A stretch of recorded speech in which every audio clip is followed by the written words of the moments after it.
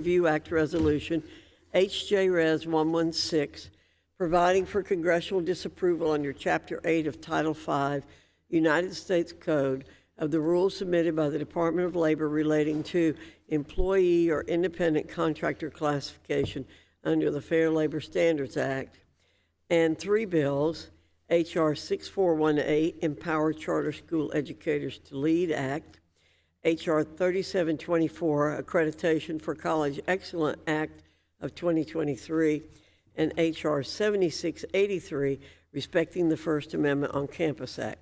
The chair announces that requests for recorded votes as to amendments may be postponed pursuant to Clause 2 of Rule 11 of the Rules of the House of Representatives and Committee Rule 14B. Without objection, the chair may recess the committee at any point. The committee is meeting today to discuss 4 great measures on the agenda. Thank you to my colleagues, Representatives Owens, Williams, Letlow, and Kiley, for taking the lead on these measures and putting in the hard work in the drafting process. Thanks to each individual member's efforts, the committee is building an impressive record in the 118th Congress. We're fulfilling our duty as members of the People's House and delivering legislative solutions for our constituents. On education issues, the committee has produced bill after bill that strengthens parents' rights, lowers college costs, and emphasizes greater student achievement. Now the committee has 3 more education bills to consider. These bills are a stake in the ground. They say the committee will not surrender our schools to either the woke ideologues or the ballooning education bureaucracy. While the left-wing capture of institutions is of great concern to my side of the aisle, we should be careful not to beat the left by becoming the left. Public colleges should not adhere to a certain ideology, right or left, but rather maintain viewpoint neutrality. Representative Owens' Accreditation for College Excellence, ACE Act, ensures colleges are not forced to commit to the principles of DEI to receive accreditation. No institution should be required to conform to a politically charged ideology to gain access to federal financial aid. Moreover, Representative Williams' Respecting the First Amendment on Campus Act ensures the full sweep of the First Amendment is adhered to by public college campuses. This means no more compelling students and faculty to make commitments to ideologies through political litmus tests for admissions and hiring, no more religious discrimination, and no more restrictive free speech zones. The entirety of a public university campus should be a free speech zone, where students are exposed to different opinions, learn how to debate contested ideas, think critically, and discover truth. Together, these bills will achieve that mission.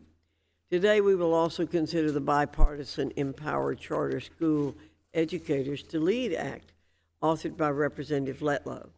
This legislation embraces the themes of increased freedom and educational opportunity at the elementary and secondary level.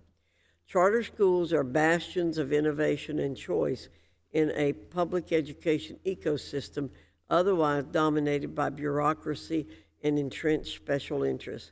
This bill will unleash the full potential of charters by allowing a modest amount of federal funds to aid the application process. It does so without adding a single dollar in new spending. I urge every member to support these 3 education priorities. On workforce issues, the committee has built a strong reputation for protecting workers from regulatory overreach by an activist Department of Labor. Today, we will grow that reputation by passing Representative Kiley's Congressional Review Act resolution. Under no previous administration has the ability for American free enterprise been more under attack.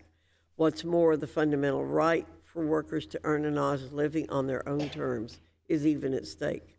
Allowing for entrepreneurship through pursuits such as independent contracting is how we will repair the American economy, not through bad government regulations that destroy the freedom to work independently. Effective March 11, the Biden DOL issued a rule that threatens to eliminate the livelihoods of tens of millions of independent contractors across the country. Independent contracting is the preferred model for so many because it affords workers the flexibility to control their own careers and work-life balance. It is imperative that the committee stands as a bulwark against the DOL's independent contractor overreach. Therefore, I support Representative Kiley's Congressional Review Act resolution to disapprove of the rule to return to the previous rule that has allowed millions of American entrepreneurs to continue earning a living in the method that they prefer. With that, I want to say thank you again to each of my colleagues for leading on these measures. I look forward to delivering them to the full House for consideration. I yield to the ranking member for an opening statement. Thank you, Dr. Fox, and good morning. Similar to most markups that we have had in this Congress, the committee Republicans are rallying behind another set of bills that shirk our responsibilities to workers, students, and their families. First proposal we will consider, H.J. Res. 116, will repeal the Biden administration's final rule determining whether or not a worker is classified as an employee or independent contractor. Under federal law, employees have a wide range of basic workforce protections, including minimum wage, overtime, employer-provided health care insurance and pension benefits, collective bargaining, unemployment compensation, workers' compensation, and health and safety protections. But when workers who should be employees under the law are instead misclassified as independent contractors, they lose out on these protections. This can mean a significant loss of income, benefits, and compensation. It's not just workers who are harmed by misclassifications. For decades, unscrupulous employers who have used misclassification as a strategy to cut down on labor costs and exploit both insufficient penalties and the limited capacity of underfunded enforcement agencies. There are, in fact, estimates that 10 to 30% of employers are currently misclassifying their employees. Those unscrupulous employers who misclassify workers can save about 30% in labor costs and gain an unfair competitive advantage over the employers who play by the rules. They have less incentive to invest in training their workforce to be safer and more efficient. And finally, worker misclassification harms our economy by depriving our government of billions of dollars of badly needed tax revenue that could be spent on improving our economies. H.J. Res. 116 would lead to more worker misclassification, which would harm workers, law-abiding business owners, and our economy. We'll next consider H.R. 6418, which expands pre-planning grants for charter schools with even less transparency and accountability than is already permitted under current law. My colleagues want to expand charter schools despite numerous audits that identify accountability and transparency issues within charter schools that lead to waste, fraud, and abuse of taxpayers' dollars. This is yet another demonstration of the majority's efforts to expand school choice instead of improving public schools while ignoring the need for guardrails and exposing children to low-quality educational experiences. Committee Democrats will introduce amendments that will add basic guardrails and will help students access a fair and just education. The next bill we will consider, H.R. 3724, is a veiled attack on diversity and academic freedom in college curricula.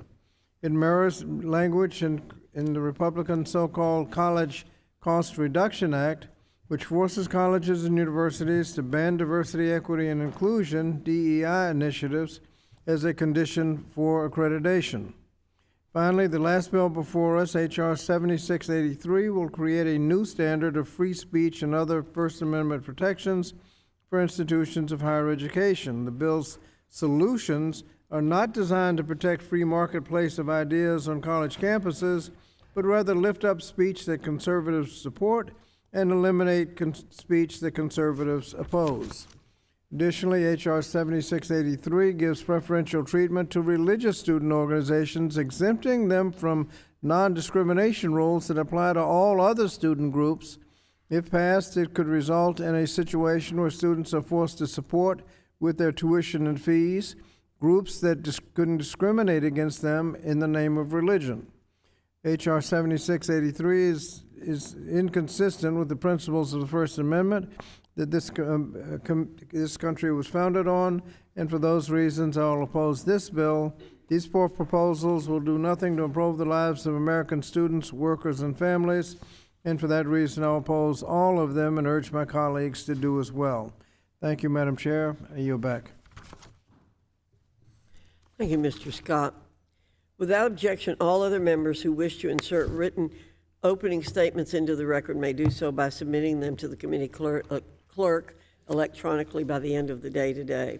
House rules require that a copy of the measures be made available to members and the public at least 24 hours in advance.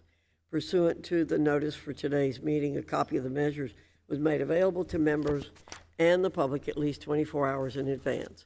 The resolution and bills being marked up today shall be open to amendments at any point, and the chair will allow members to offer amendments in a manner not prohibited by House or committee rules. Without objection, members who have more than one amendment to the resolution or to a bill and wish to offer their amendments en bloc may do so. The committee will now proceed to the consideration of the resolution H.J. Res. 116 for amendment. The resolution was circulated in advance and printed copies are available. The clerk shall designate the resolution. H.J. Res. 116, providing for congressional disapproval under Chapter 8 of Title 5, United States Code of the rules submitted by the Department of Labor relating to employer independent contractor classification under the Fair Labor Standards Act. Without objection, the first reading of the resolution is dispensed with. Are there any members who wish to be recognized for further discussion on the resolution? Representative Kiley, do you wish to be recognized? Yes, Madam Chair. I recognize you for 5 minutes. Thank you, Madam Chair. This is a resolution under the Congressional Review Act to nullify the Department of Labor's new independent contractor rule. This rule is a threat to the livelihood of millions of Americans. It is the last thing our workforce needs right now. It is the last thing our economy needs right now. This rule makes it harder for individuals to continue operating as independent contractors who are self-employed individuals contracted to perform work or provide services to another person or business. Workers, employers, and consumers have long benefited from independent work and the opportunity for workers and businesses to pursue the American dream. Independent contractors have the freedom to choose their own work schedules. Employers maintain flexibility to adjust work demands with business needs, and consumers benefit from a reduction in the cost of goods and services. President Biden's Department of Labor issued a final rule in January, which could destroy the independent contractor model as we know it. The rule is modeled on a law from California known as AB 5. It's an infamous law because its harmful effects are now so clearly recognized. It's been condemned, AB 5 has, from across the political spectrum. In fact, the law is so damaging that the legislature in California has now created exemptions from the law for 109 categories of workers. And a recent study provided empirical support for what we've known since the law was enacted. It showed that there's been a 10.5% decline in self-employment since this law went into effect in California, and a 4.4% decline in overall employment. That is tens of thousands of livelihoods that have been destroyed. Now, the evidence on AB 5 is so clear that the supporters of the Biden administration's rule have tried to dissociate the new rule from AB 5 to say that it's somehow something different. And this just isn't so. The reason we know that is because President Biden has explicitly said that AB 5 is his model for labor relations nationwide. And of all the people that he could have chosen to nominate for Secretary of Labor, he picked the very architect of AB 5 itself, Julie Su, who as the Secretary of Labor in California was responsible for enforcing AB 5 to such a devastating effect. But even putting that aside, even without considering the precedent of AB 5, this rule is extremely problematic on its face. The rule says that no one factor is dispositive, and the weight given each factor may depend on the facts and circumstances of the particular relationship. There are 6 factors overall, so this means that the Department of Labor will use all 6 factors as broadly as possible to find independent contractors are employees. Among other concerning provisions is the factor regarding whether a worker is, quote, an integral part of the company's business. What is considered integral is ill-defined and will result in confusion and invite frivolous litigation that could ultimately have a chilling effect on independent work opportunities and entrepreneurship generally. And indeed, when we had the administrator of the Wage and Hour Division before my subcommittee recently, I asked her some very straightforward questions as to how realtors would be classified, as to how truckers would be classified, as to how journalists would be classified, and she could not give an answer to any of those questions. And so it raises the question as to how our workforce is supposed to respond to a rule that not even the administrator seems to understand. A report from Credit Summit found that of the roughly 73 million American independent contractors, only 9% would prefer to have a traditional job, compared to 79% of them who prefer the freelancing status that they have. In 2021, the Trump Department of Labor published a workable standard that simplified the economic realities and worker classification test under the Fair Labor Standards Act. Under this approach, there were two core factors that guided worker classification determinations: the nature and degree of the worker's control over the work and the worker's opportunity for profit or loss. This approach clarified the department's interpretation of worker classification status under the Fair Labor Standards Act, provided more certainty for workers and employers, and promoted economic growth. Unfortunately, the 2021 standard has been replaced by this new rule, which went into effect on March 11th. This Department of Labor rule should be rescinded, and instead, we should have a rule that supports work and small businesses and supports self-employed workers and removes impediments for those who wish to pursue independent work or do business with the independent contractor workforce. So I encourage members of the committee on both sides of the aisle to come together to support our workers and to support our economy and to rescind this harmful rule. Thank you, Madam Chair, and I yield back. Thank you, Mr. Kiley. Dr. Adams, you're recognized for 5 minutes. Thank you, Madam Chair. I move to strike the last word. You're recognized. I rise in opposition to H.J. Res. 116. The Department of Labor's final rule is a crucial first step in curbing worker misclassification. Misclassifying workers is an intentional and anti-competitive business practice across many industries.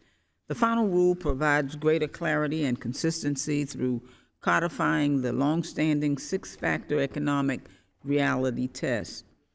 In contrast to the prior rule, which is repealed as part of the final rule makes clear that no factor or set of factors would have a predetermined weight. The final rule would further advise that costs to a worker which a potential employer unilaterally imposes are not investments indicative of independent contractor status.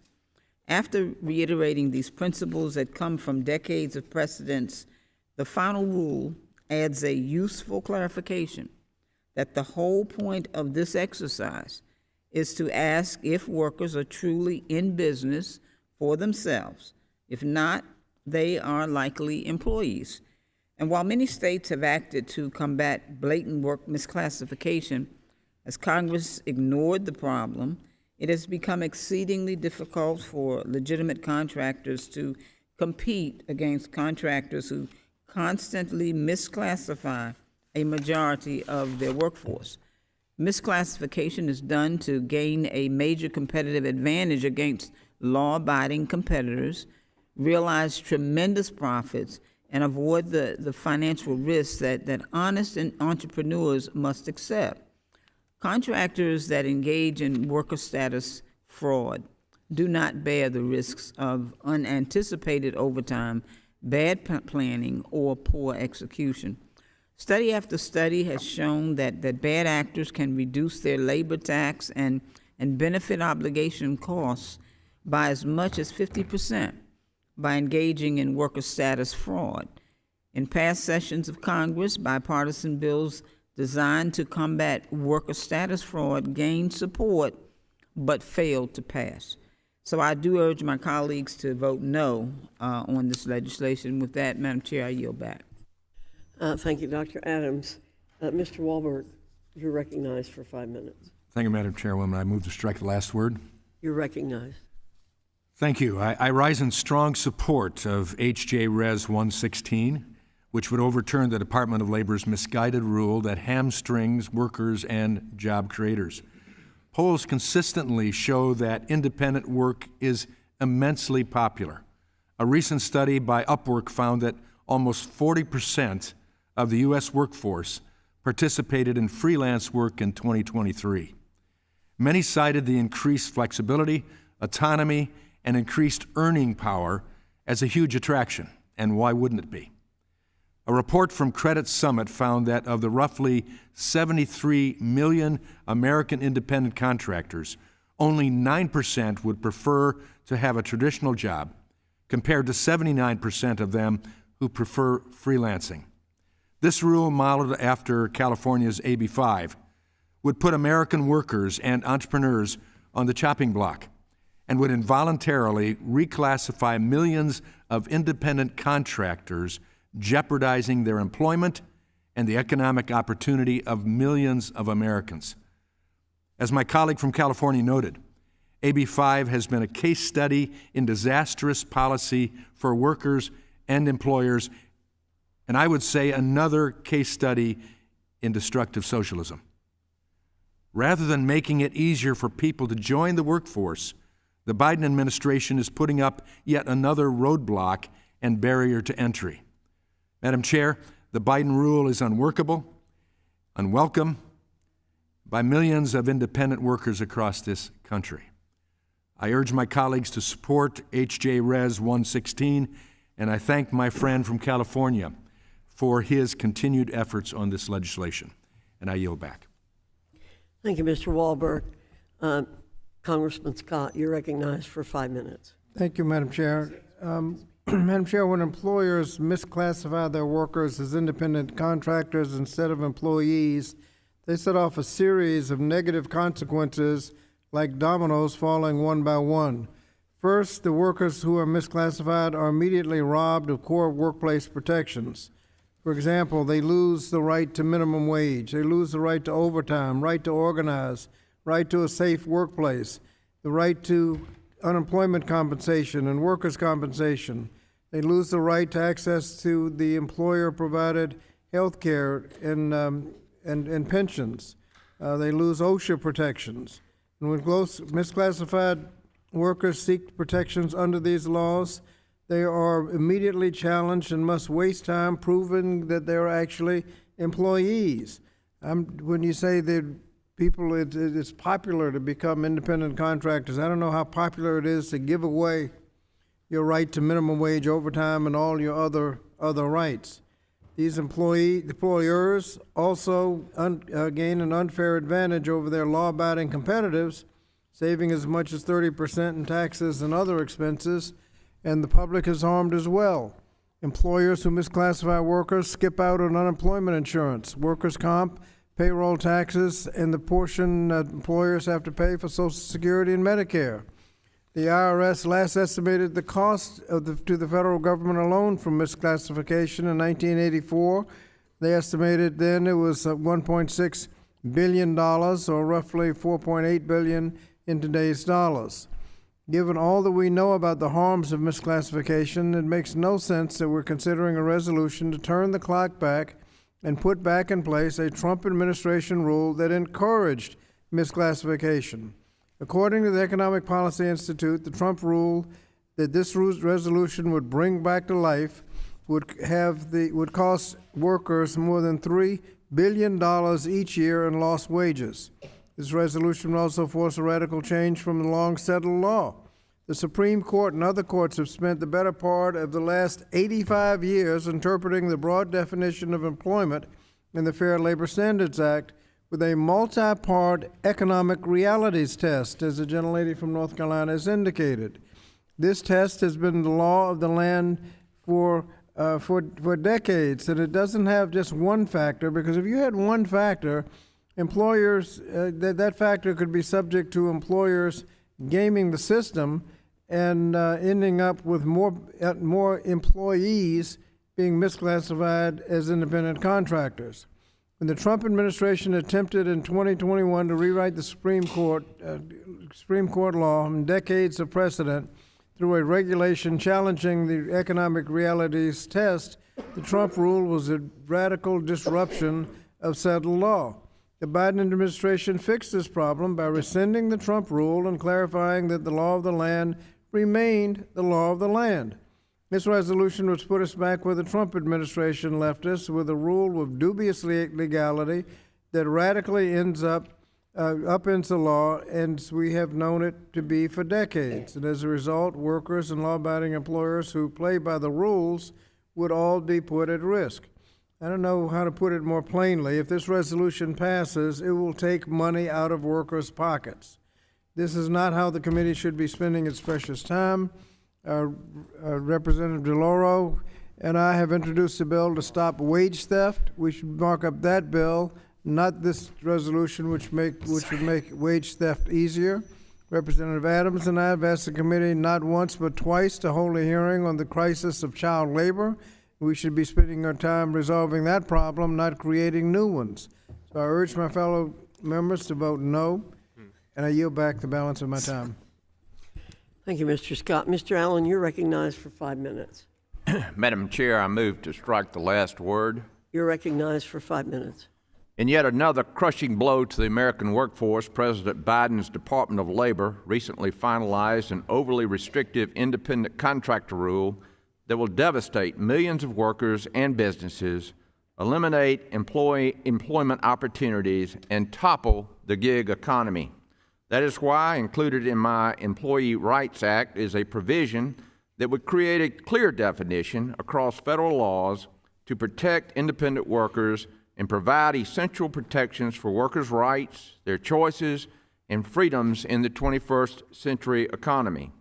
Because congressional Democrats have continuously failed to pass their Radical PRO Act, which would significantly narrow the definition of an independent contractor, President Biden is now doing their bidding, weaponizing the DOL to circumvent the legislative process altogether.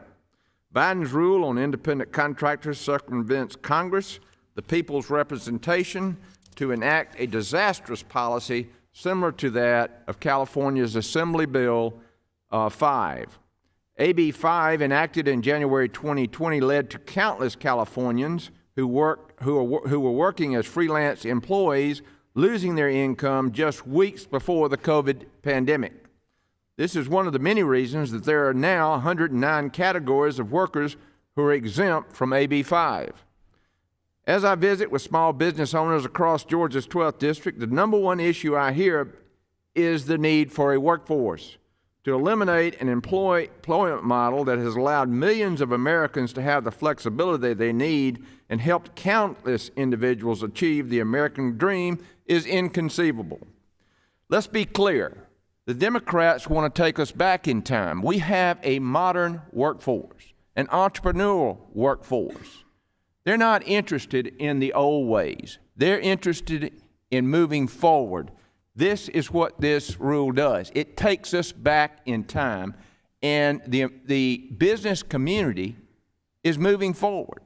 This is why I encourage all my colleagues to vote in favor of this common sense CRA to disapprove and nullify the DOL's final rule.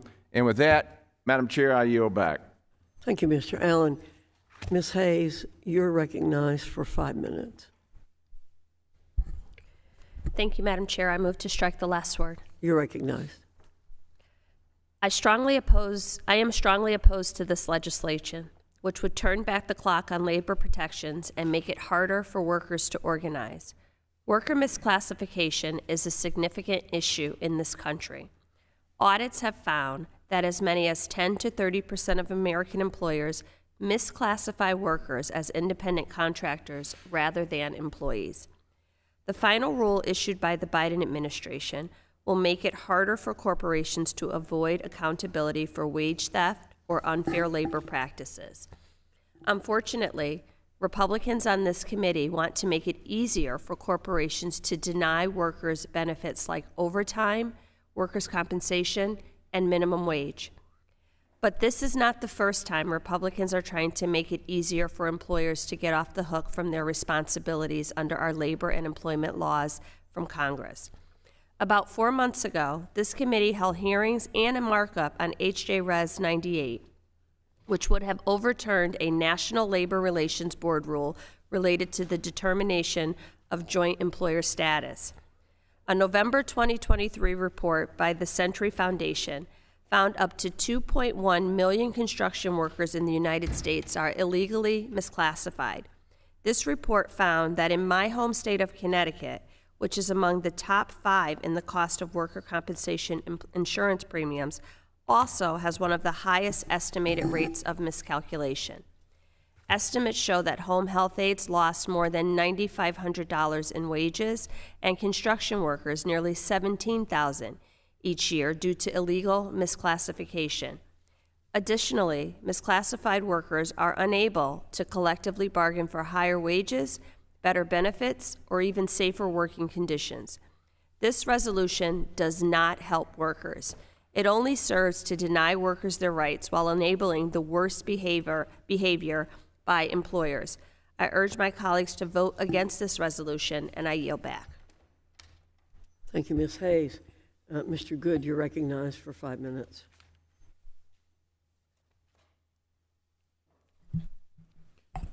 Thank you, Madam Chairman. I move to strike the last word. You're recognized. I'm proud to co-sponsor and support H.J. Res. 116, a resolution that nullifies the Biden administration's rule that will radically transform independent contractor status for the millions of Americans who enjoy it. Biden's rule will cause independent contractors across the country to be classified as employees. This is yet another attempt by the Biden administration to conspire with big labor to subject every worker to coercive labor unions. It's not the government's job to make decisions for Americans. Say it again, it's not the government's job to make decisions for Americans. How have we gotten to the point where we tolerate that from our federal government? Even worse, it's not the job of the federal government to make decisions for Americans. The federal government, the most distant, ineffective, inefficient of all government agencies. I know that it's just that pesky, inconvenient nuisance of a Constitution, but have Democrats ever heard of the Ninth Amendment? I would yield to one who wants to tell me what the Ninth Amendment says right here at this moment. What's the Ninth Amendment say? The Ninth Amendment says the enumeration in the Constitution of certain rights shall not be construed to deny or disparage other rights retained by the people. This means that since the Constitution doesn't deny Americans the right to decide for themselves the questions of today, employment status, union status, and so forth, that it's left to the people. How about the 10th Amendment? We talk about a lot of amendments. We don't talk a lot about the 9th and 10th Amendment. 10th Amendment says the powers not delegated to the United States, meaning the federal government, by the Constitution, nor prohibited by it to the states, are reserved to the states respectively or the people. That means that unless the powers are given to the federal government, we the people and the states retain every other power that's not specifically granted the federal government in the Constitution. I know that sounds crazy today because in Washington, in this Congress, and in this White House certainly, we are so far away from the limited powers that were intended for the federal government. But this means that the states or local governments do have the constitutional authority and the freedom to make law like that proposed by the administration, by Democrats in Washington that we're discussing today, but not the federal government. So how does this square with Democrat efforts to control the employment decisions, the employment status, the business decisions, and frankly, the life decisions of Americans? This government knows best. This government one size fits all. This government control. Fact is, President Biden doesn't understand, or worse yet, doesn't care that not everybody wants to be part of a union. Not everybody wants to join a union. American people are voting with their feet, where you've got less than 10% of Americans now that have chosen to be part of a union. A report from Credit Summit found that of the roughly 73 million American independent contractors, only 9% would prefer to have a traditional job compared to the 79% who they would prefer freelancing. That's because independent contractors have flexibility to choose their own hours and their own clients or customers. They have control of their careers. They like that. Instead of the polar opposite, being forced into paying union dues and having a union boss determine their hours and their benefits. The Biden administration rule would create unnecessary confusion at best. The Trump administration rule, on the other hand, was that the Trump administration rule that this regulation overturns is already working for independent contractors. Trump instituted a simple two-part test to determine if someone is an employee. But the Biden administration's new rule lists 6 factors to determine if someone's under the control of an employer. But of course, it doesn't stop there. The rule says that there's other factors that could be used without explaining, of course, what those might be. In other words, they would be subject to the whims of nameless, faceless, clueless bureaucrats in Washington who want to decide for the American people. Once again, however, Republicans in Congress are stepping up to the plate to protect workers and small businesses from the harm of big government. I hope my colleagues will join me in supporting this bill to protect independent contractors, and I yield back. Thank you, Mr. Good. Mr. Moran, you're recognized for 5 minutes. Thank you, Madam Chair. I move to strike the last word. You're recognized for 5 minutes. Proudly, I support H.J. Resolution 116, which seeks to rescind the final independent contractor rule recently released by the Department of Labor. This new Biden administration rule abandons the Trump-era rule and longstanding legal precedent, frankly, and replaces it with a confusing and vague rule that could lead to fewer individuals pursuing independent businesses and the opportunities that they bring.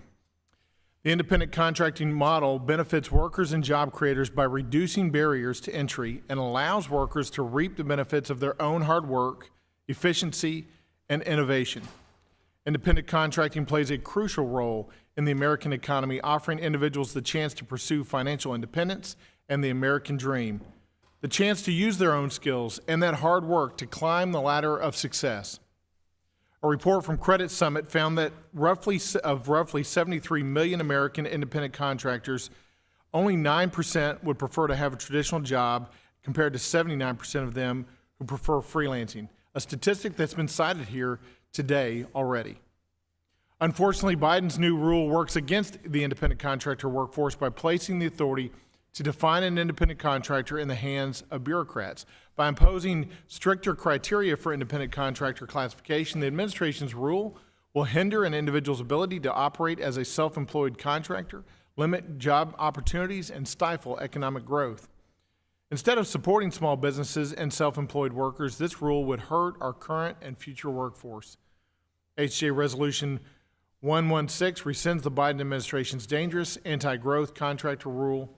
Workers, employers, and consumers have long benefited from independent work. From realtors, truckers, financial advisors, barbers, and salon workers, to name just a few. And I'll tell you, I've heard from a lot of them leading up to today's hearing. If the new independent contractor rule promulgated by the Department of Labor goes unchecked, the ability of these individuals in these professions and so many more to self-determine and control their own futures will be crushed and will ultimately be turned over to large corporations, big labor, and government bureaucrats. This is simply unacceptable. So thank you to Congressman Kiley and Chairwoman Fox for your leadership on this important issue. I fully support Resolution 116 and urge my colleagues to do the same. I yield back. Thank you, Mr. Moran.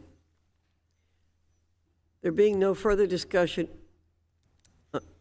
Mr. Owens, you're recognized for 5 minutes.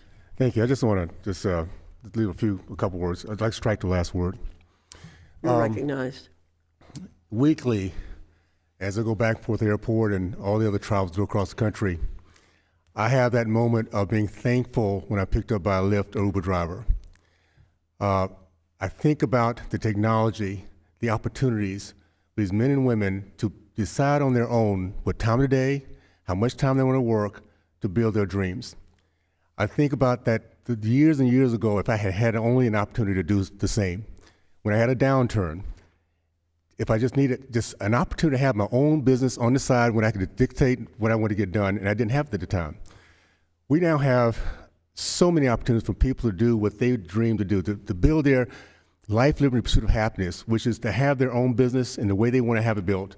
And we have the unions, once again, that want to force them to work for an employee.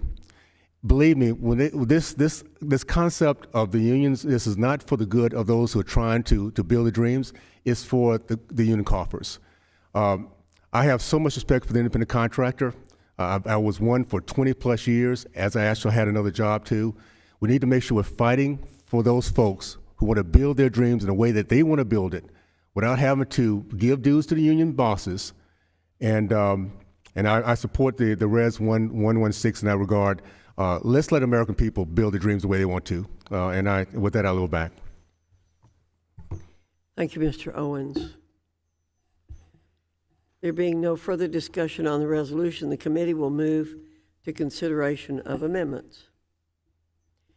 There being no amendments, the question now occurs on the resolution HJ Res 116. All in favor say aye. Aye.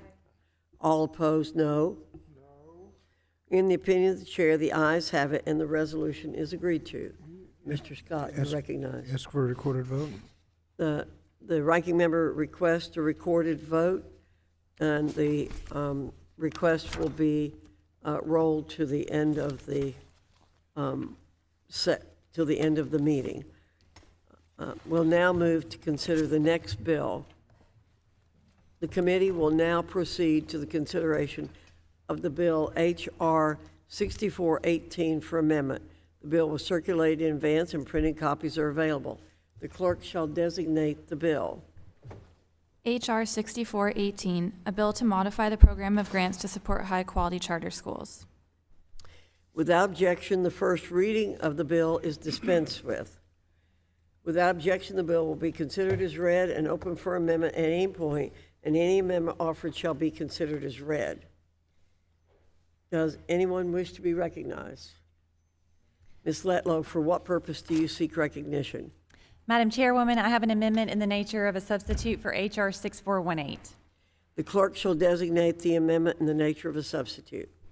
Amendment in the nature of a substitute to H.R. 6418 offered by Ms. Letlow of Louisiana, identifier ANS_01.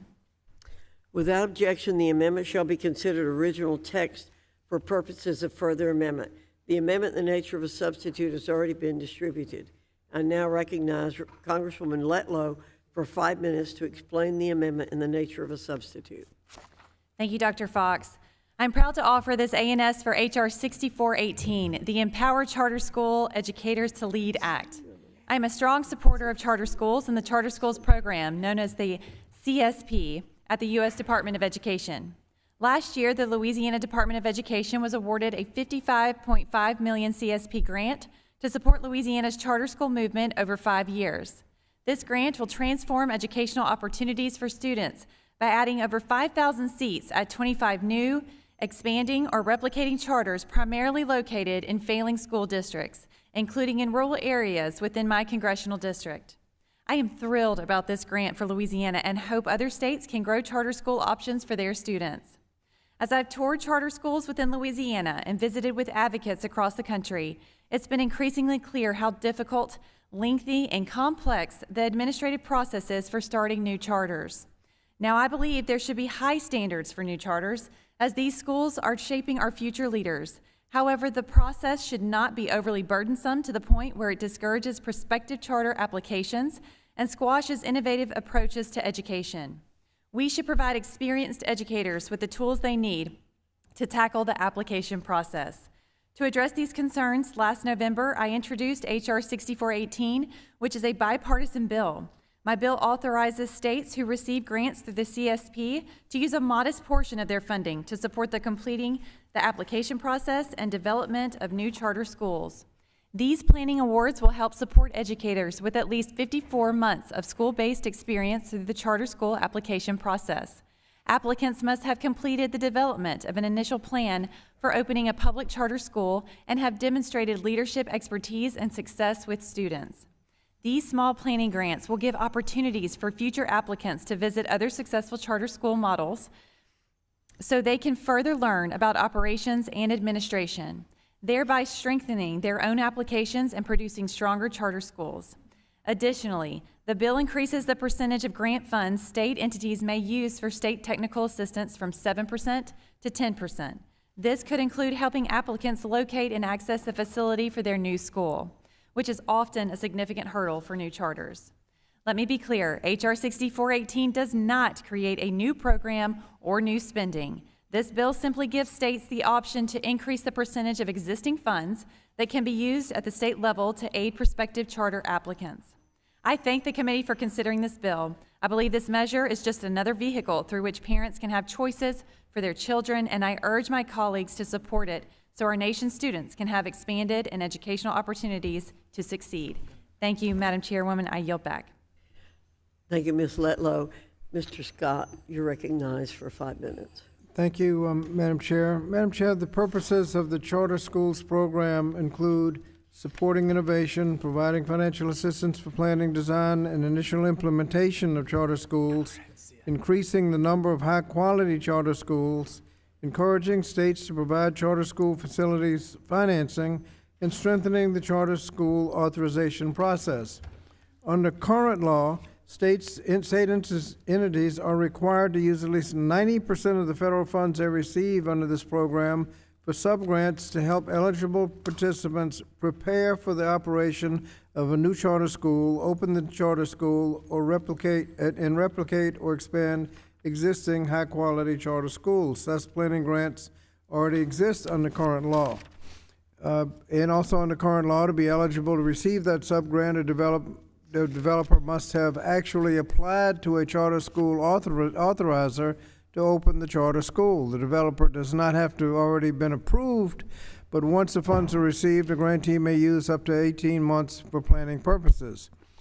Even under current law, there's no guarantee that a proposed charter school that receives a subgrant will actually open, but at the very least, the developer is working with the charter authorizer, an entity charged with determining which charter schools can open, establishing both operational and academic expectations, overseeing a charter school's performance, and determining which charter agreements will renew and which charter schools should close. This bill will remove even those basic requirements, expanding funds to pre-planning grants prior to an application without any guardrails. This bill creates further lack of transparency and accountability and greater potential for waste, fraud, and abuse in the charter school system. This bill would also increase the amount of funding that states can use for technical assistance by reducing the percentage of funding required to be used to plan and open new charter schools by developers that have applied to a charter school authorizer and replicate and expand existing high-quality charter schools from 90% to 82%, thus diverting funds from developers further along in the process, as well as actual students in schools.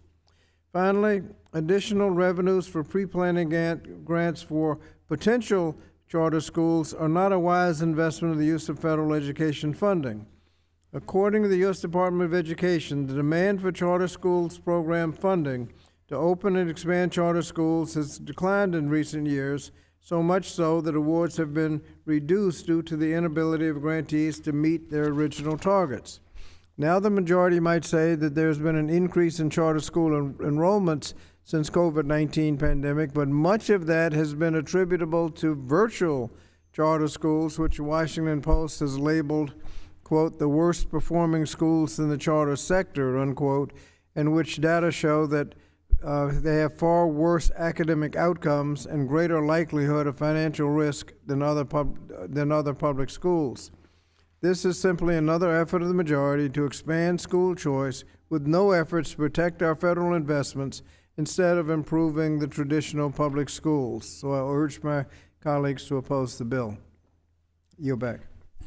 Thank you, Mr. Scott. Mr. Kiley, you're recognized for 5 minutes.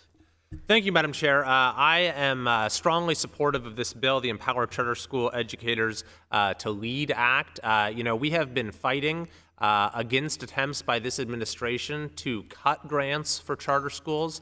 And also, we're seeing in states like California, they're making it harder to open charters. And indeed, just this week, LA Unified, the second largest school district in the country, voted to restrict charters from being able to operate at different school sites. And it's bewildering in a sense because charters have such a tremendous track record. And so this is a bill that says we're actually going to support those who want to start and operate high quality charter schools. And the reason that charters have such a great track record in terms of closing achievement gaps, in terms of propelling student achievement, it's no accident. There are a few features of the charter school of charter schools that have propelled their success. First of all, contrary to what you sometimes hear, charters are public schools. They're free. They're open to all. They must accept all students. If there's more students who want to go there than there are seats, then they have to do a lottery, which is why many have very long waiting lists. But there are a couple ways in which they differ from traditional public schools.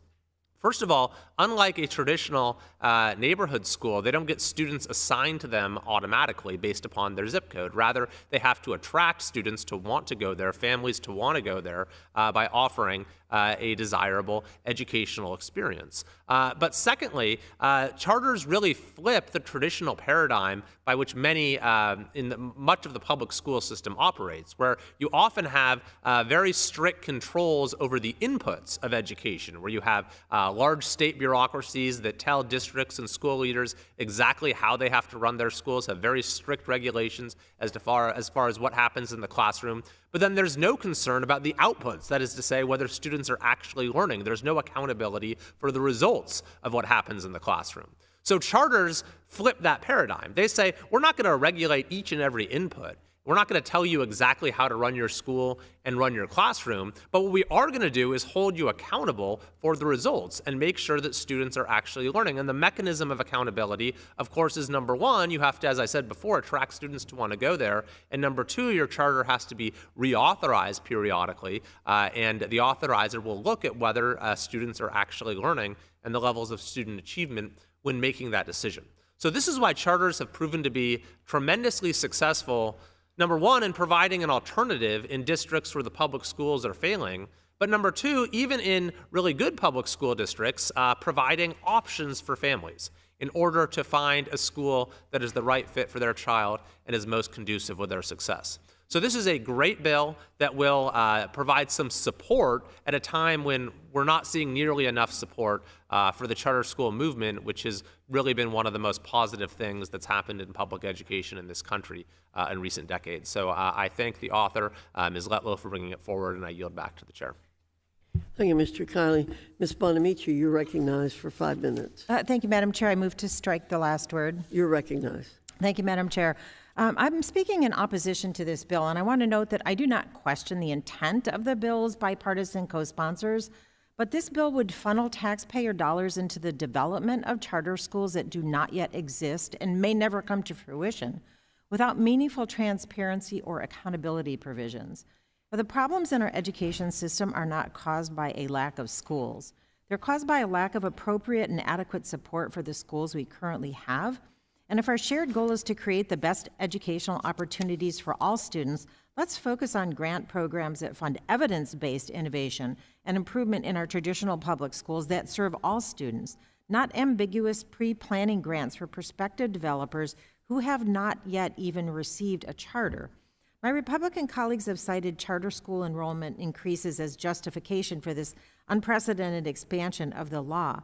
I question how much of this growth in enrollment can be attributed to virtual and online charter schools, which have consistently shown abysmal academic outcomes for their students. It's my understanding there may be an amendment to address this issue, and I hope there is, and I hope it passes. I hope the amendment passes, not the bill. I do support the broader goal of giving families a voice in their children's educational experiences.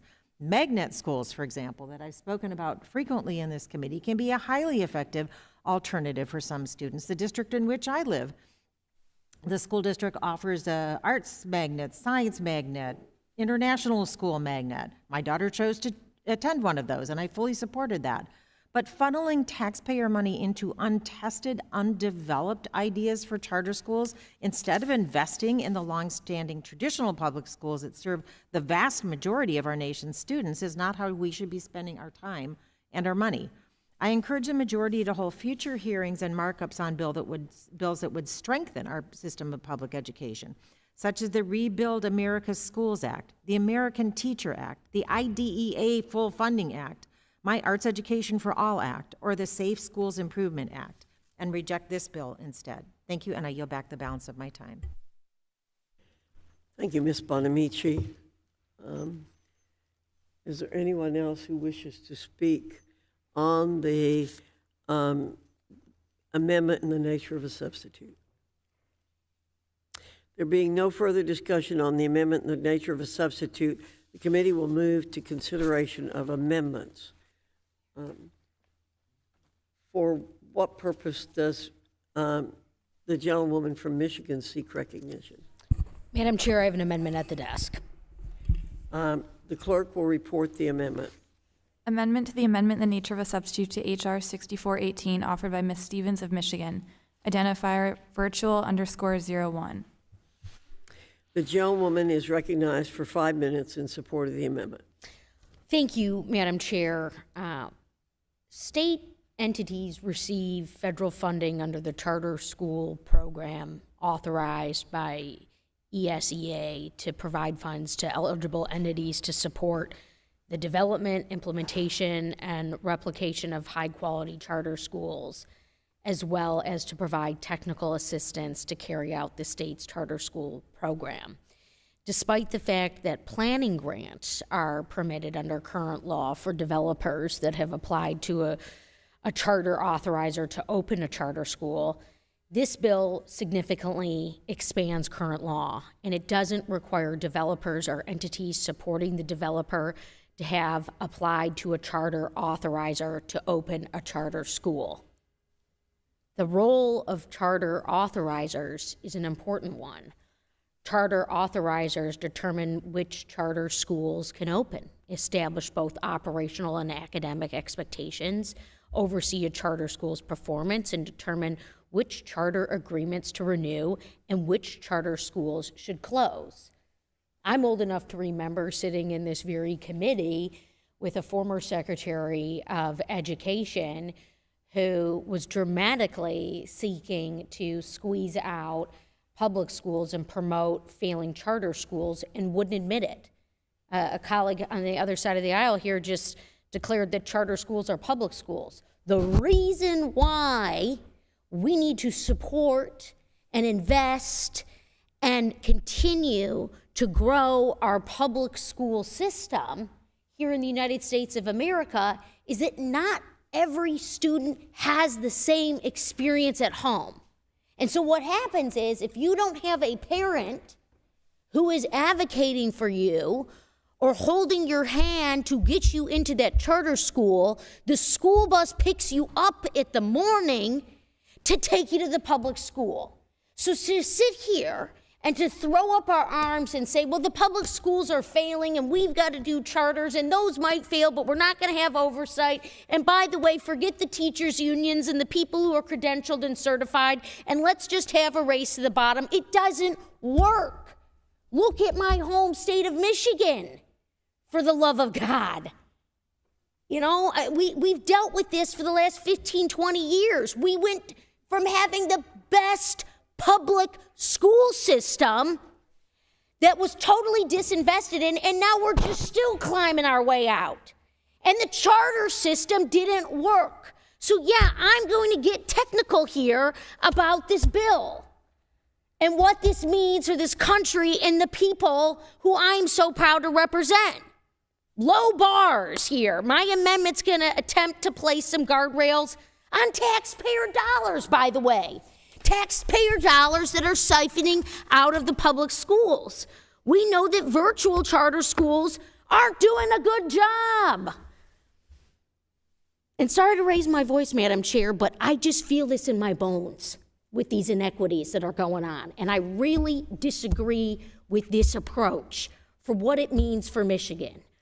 I have talked to some of the authorizers and the writers of this current piece of legislation, but an amendment that's going to adhere to what the GAO report found, that virtual charter schools had significantly lower proficiency rates on state tests compared to other school types. You know, we need to make sure we have these guardrails in place.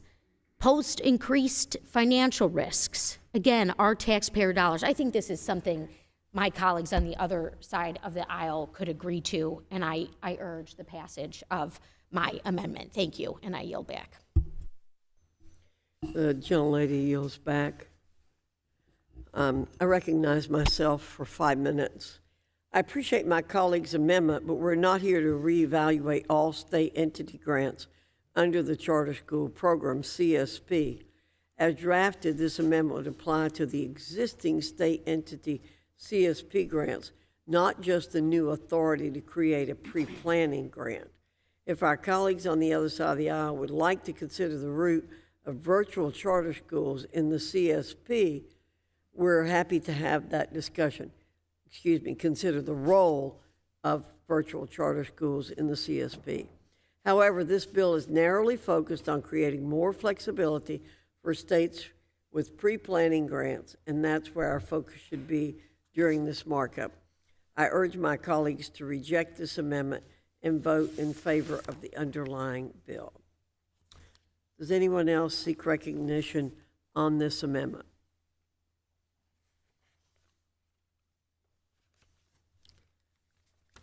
If there's no further debate on the question is on the amendment by the gentlewoman from Michigan. All in favor say aye. All opposed, no. No. In the opinion of the chair, the noes have it and the amendment is not agreed to. A roll call vote is requested. A roll call vote is ordered. Pursuant to the chair's previous announcement, this vote will be postponed.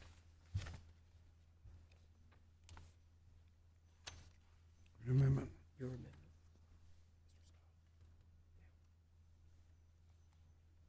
amendment.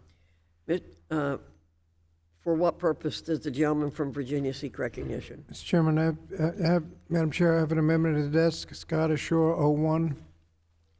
The clerk will report the amendment. Amendment to the amendment in the nature of a substitute to H.R. 6418 offered by Mr. Scott of Virginia. Identifier ASSUR_01. The gentleman is recognized for 5 minutes in support of the amendment. Thank you, Madam Chair. Madam Chair, my amendment would require the initial plan completed by a developer to include an assessment of segregation in the community in which the proposed charter school will be located, a strategy for how the proposed charter school will effectively address desegregation in the community, and an assurance that the strategy will be carried out. The Civil Rights Project first found in 2003 that charter schools were more segregated than traditional public schools, finding that were confirmed again in 2010 and 2024.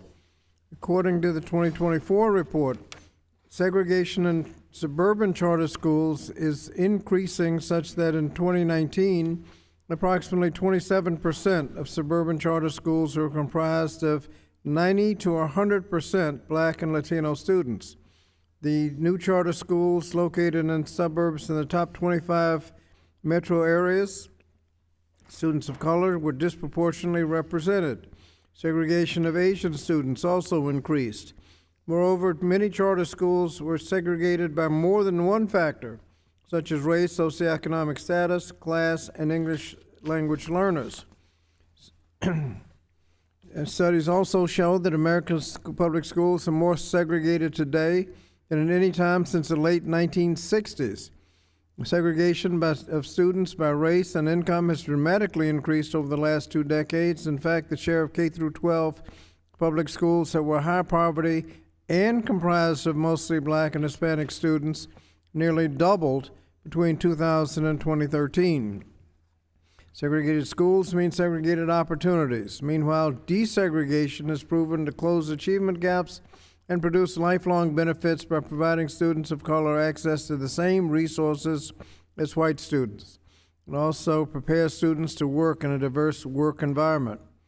The most rigorous report to date on school integration showed that Black students who attended desegregated schools throughout their K through 12 career were more likely to graduate from high school, attend college, and attend a more selective college and complete college. The benefits were not merely limited to academics. Just 5 years after attending court-ordered desegregated schools, Black workers' earnings were found to be significantly increased, and their likelihood of experiencing poverty was significantly reduced. Charter schools are public schools funded by taxpayer dollars. school desegregation brings us one step closer to fulfilling the promise of Brown v. Board of Education, and the federal government should support desegregation efforts in all of its public schools, including charter schools. So I urge my colleagues to support this amendment. I yield back. The gentleman yields back. I recognize myself for 5 minutes. I appreciate my colleague's amendment. We can all appreciate the evils of legally mandated segregation. However, I'm afraid this amendment fundamentally misunderstands charter schools and the purpose of the pre-planning grant. First of all federal charter school program CSP grants are already covered by federal civil rights requirements. Under the statute, state entities that receive CSP grants must already work with charter schools on recruitment and enrollment practices that promote inclusion of all students and ensure that charter schools receiving CSP funds meet the educational needs of their students. Second, charter schools cannot hand select their students.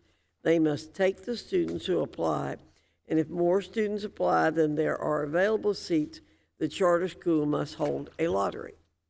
Decreased racial diversity due to parent choice is fundamentally different than a law which mandates segregation. If minority parents choose a public charter school that will best serve their family, racial diversity in a given school may increase or decrease. But that's not an example of legally mandated segregation. Instead, it's an example of parents, regardless of their race, exercising their agency, which the education bureaucracy constantly seeks to rob them of. Finally, despite my colleagues' fear about charter schools increasing segregation, it turns out that charters do better at serving disadvantaged populations than traditional public schools on average. Many charters have narrowed the achievement gap between black and white students. About 7% of charter schools even reverse the achievement gap, with black students performing equal to or better than their white peers. According to the Stanford University study, students in poverty achieve an additional 23 days of learning in reading and 17 days in math. In urban charter schools, the students gain an additional 29 days of growth per year in reading and 28 additional days in math. Adding this requirement to a pre-planning grant when the school does not even exist would add unnecessary red tape and do nothing to help students who are desperate for educational options. I urge my colleagues to reject the amendment and vote in favor of the underlying bill. Madam Chair. Ms. Bonamici, you're recognized I wish to for speak 5 minutes. in support of the amendment. You're recognized. Thank you. I support Ranking Member Scott's amendment, and I yield time to Ranking Member Scott. Thank you. I appreciate the gentlelady yielding. Madam Chair, I just wanted to comment about your reference to a difference between legally mandated segregation and kind of freedom of choice segregation. Freedom of choice was so ineffective in dismantling segregation in the past that it was ruled unconstitutional by the Supreme Court in a Virginia case because it was so ineffective in dismantling segregation that this amendment just requires the charter schools to have an effective plan to deal with segregation and not make it worse than in public schools. I don't think that's unreasonable, and if you allow just unlimited freedom of choice, we can go back to the New Kent County situation that the Supreme Court found was unconstitutional. I yield back to the gentlelady from Oregon. I yield back. Thank you, Madam Chair. There being no, does anyone else seek recognition on the amendment? The question is on the amendment by the gentleman from Virginia. All in favor say aye. All opposed say no. No. In the opinion of the chair, the noes have it and the amendment is not agreed to. Mr. Scott requests a recorded vote. Pursuant to the chair's previous announcement, this vote will be postponed. We'll now move to consider the next bill.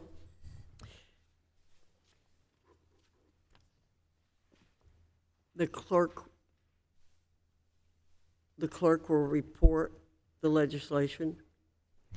H.R. 3724, Accreditation for College Excellence Act of 2023, a bill to amend the Higher Education Act of 1965 to prohibit recognized accrediting agencies and associations from requiring, encouraging, or coercing institutions of higher education to meet any political litmus test or violate any right protected by the Constitution as a condition of accreditation. Without objection, the bill will be considered as read and open for amendment at any point, and any amendment offered shall be considered as read. Does anyone wish to be recognized? Madam Chairman, Mr. Owens, for what purpose do you seek recognition? I have an amendment, nature of substitute, H.R. 3724. The clerk shall designate the amendment in the nature of a substitute. Amendment in the nature of a substitute to H.R. 3724 offered by Mr. Owens of Utah. Identifier ANS 3724_01.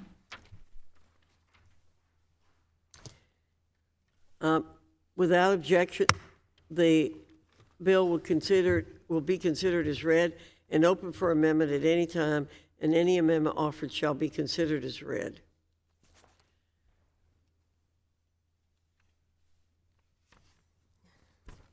I now recognize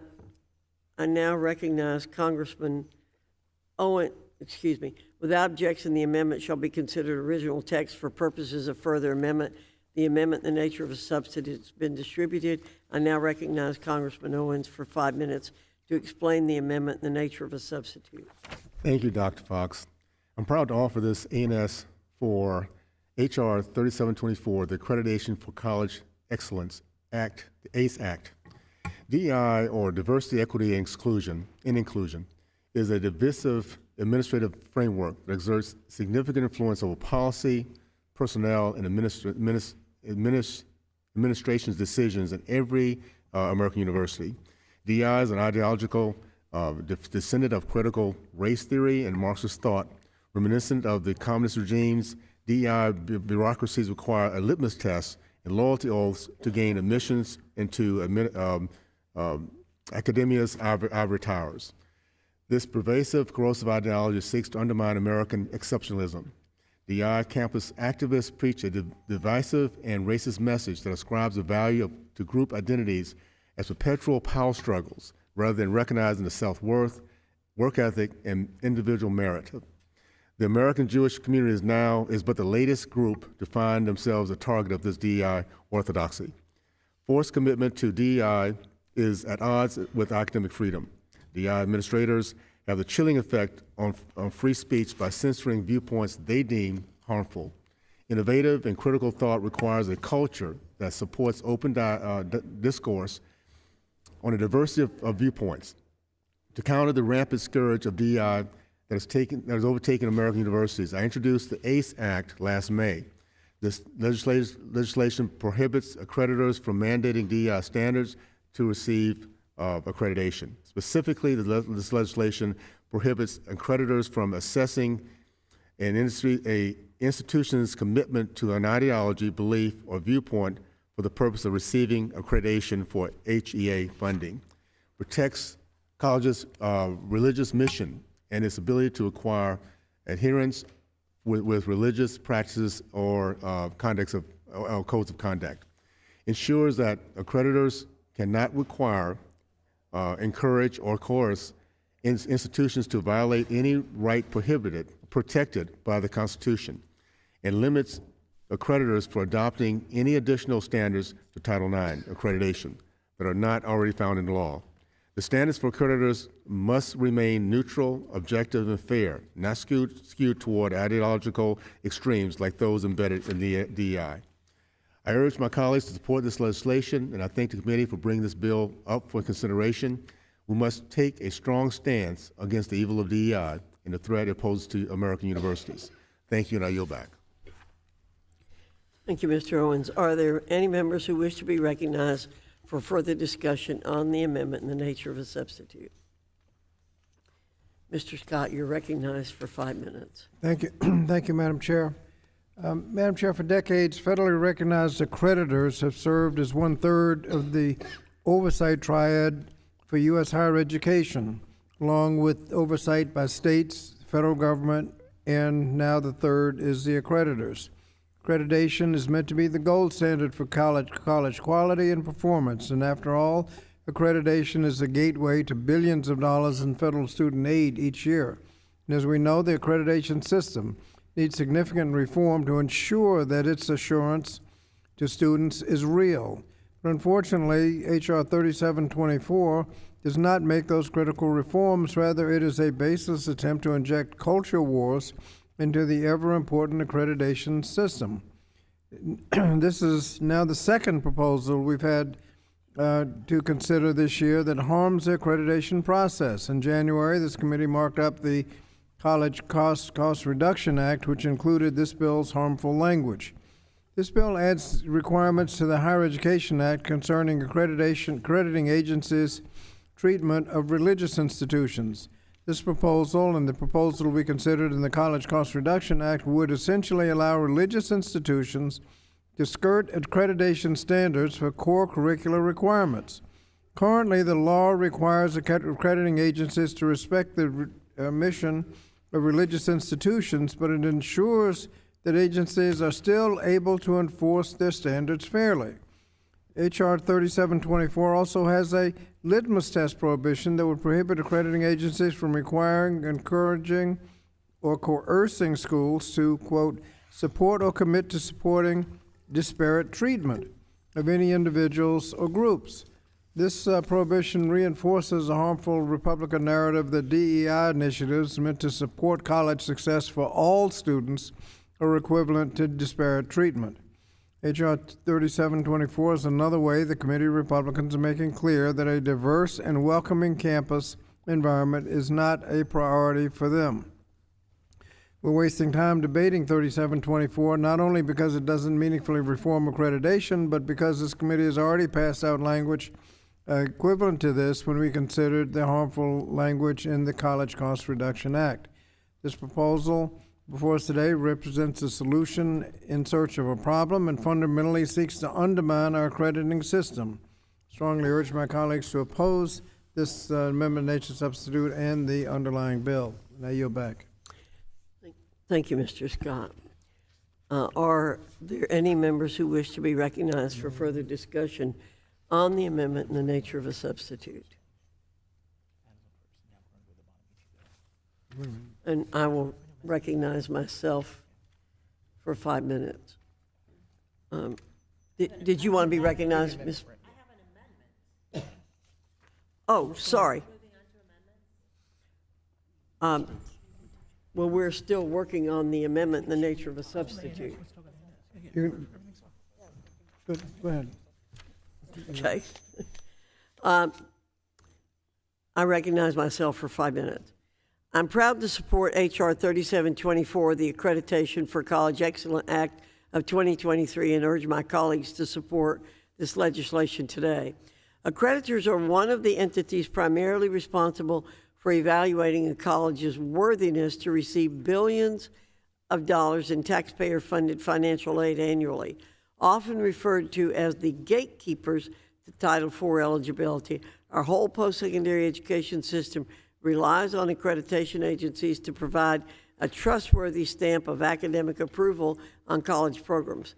But as evidence shows, many bachelor and graduate programs are not providing a worthwhile investment and leave students worse off financially with more debt than they are earning. Nevertheless, institutions and programs typically maintain their accreditation, and student outcomes have continued to suffer. Accreditation is no guarantee against low financial value.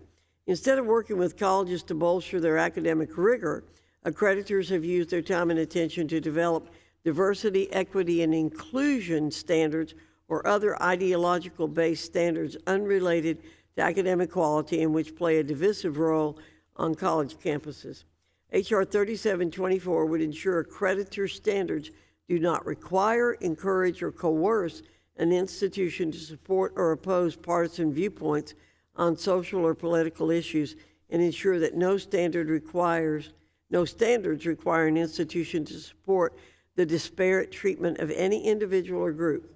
No institution should be forced to adopt the social justice agenda in order to receive Title IV funding. This is opposite of academic freedom. H.R. 3724 would provide appropriate protections for religious institutions to be able to adhere to their religious tenets. Accreditors should also not be able to pile on additional standards beyond what is specifically outlined in the Higher Education Act. This takes institutions away from the core mission of developing programs that provide students academic success.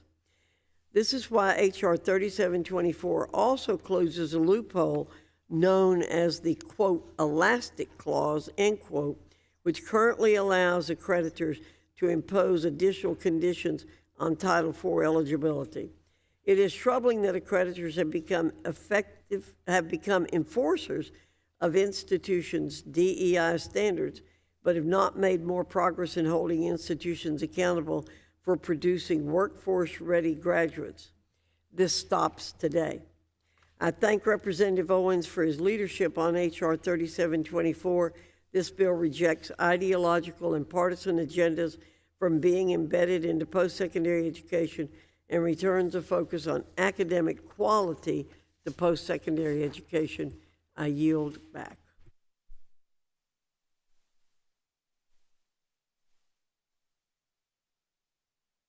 There being no further discussion on the amendment in the nature of a substitute, the committee will move to consideration of amendments. For what purpose does the gentlelady from Oregon seek recognition? Thank you, Madam Chair. I have an amendment at the desk. The clerk will report the amendment. Amendment to the amendment in the nature of a substitute to H.R. 3724 offered by Ms. Bonamici of Oregon, identifier AMD 3724_01. The gentlewoman from Oregon is recognized for 5 minutes in support of the amendment. Thank you, Madam Chair. Within a 6-week period, this committee has taken up 2 separate pieces of legislation to address accreditation of religious institutions, proposing policies to effectively create sweeping exemptions that would allow religious institutions to skirt accreditation standards for core curricular requirements. These policies are in stark contrast to the current carefully crafted regulations that allow accrediting agencies to respect the religious mission and operation of religious institutions while still being able to enforce their standards, so the institutions or programs' curricula include all core components required by the agency. Today, the bill we're considering seeks to protect the religious mission and operations of religious institutions without including that second vital policy piece of the regulation, that's ensuring that accrediting agencies can still maintain their standards for the core curricula components. So taken together, these legislative proposals seek to undermine the accreditation process and potentially mislead students that their chosen program of study meets accreditation standards. My amendment adds a simple consumer protection disclosure requirement to require full transparency to students and faculty when any institution seeks an exemption from the core curricular component required by an accrediting agency. I want to note that the amendment is neutral. It does not target only religious institutions, and the disclosure would be required of any institution that seeks an exemption from accreditation standards. Specifically, the amendment requires institutions to provide notice and to students and prospective students any time an institution's curricular or program curricula is exempted from meeting the standards from an accrediting agency. Students have a fundamental right to know if their program of study does not meet accreditation standards. With this amendment, students will have that information so they can be informed consumers regarding their education. I also want to note, Madam Chair and colleagues, that this again appears to be another attempt to attack diversity, equity, and inclusion programs, which I just had a really good conversation with higher education officials earlier this week, and none of them mentioned that diversity, equity, inclusion were problematic at their institutions. In fact, they are helping their institutions. So I urge my colleagues to support this important consumer protection amendment, and I yield back the balance of my time. Thank you, Ms. Bonamici. Does anyone else wish recognition on the amendment? And I recognize myself for 5 minutes. Respect for the religious mission of an institution is paramount. This has been kept in mind for policymakers when crafting appropriate requirements to recognize a religious institution's characteristic with respect to the accreditation standards. H.R. 3724 respects religious mission by maintaining that ability to allow the institution to have applicants, students, or employees provide a statement of faith and adhere to the religious code of conduct, and I applaud the bill for this reason. Accreditors must consistently apply and enforce standards among institutions, including religious mission. The law currently requires an accreditor not to use as a negative factor the institution's religious mission-based policies, decision, and practices, but provided that the institution includes core curricular components required by the accreditor. This amendment is not keenly focused on the issue in the underlying bill. This amendment would require religious institutions that seek a core curricula exemption from the accreditor to publish a description of the request and final determination by the accreditor. This is not just a simple disclosure, however. As we've seen over the years, religious institutions and their policies have been targeted. If anyone wants to see what the core curriculum of an institution is, they can go to the website and see the curriculum for themselves. There are true reasons why a religious institution might seek an exemption. For example, is sociology or psychology a core class?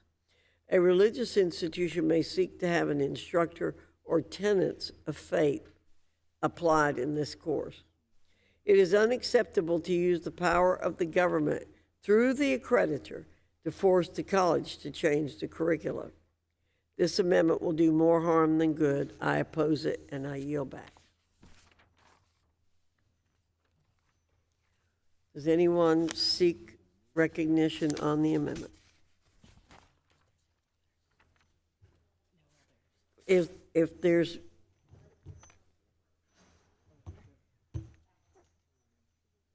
what is she saying? Oh, okay. Well, I'm going to say, okay.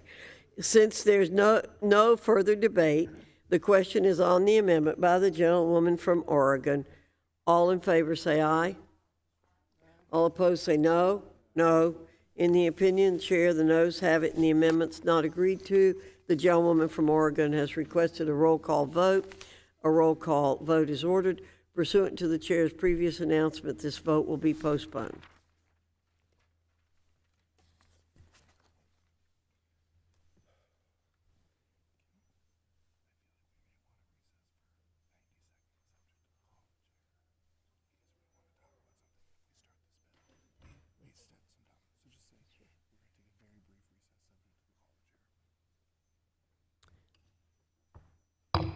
We're going to take a very brief recess, subject to the call of the chair.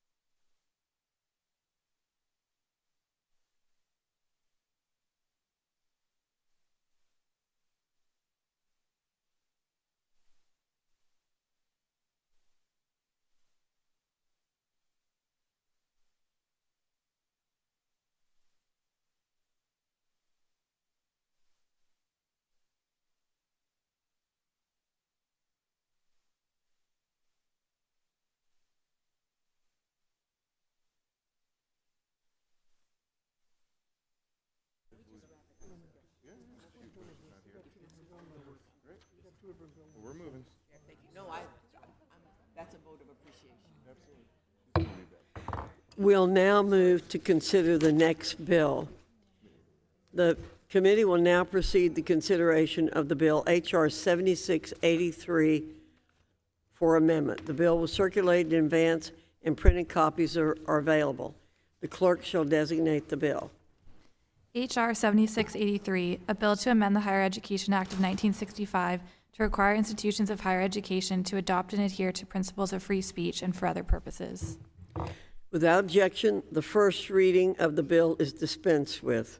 Without objection, the bill will be considered as read and open for amendment at any point, and any amendment offered shall be considered as read.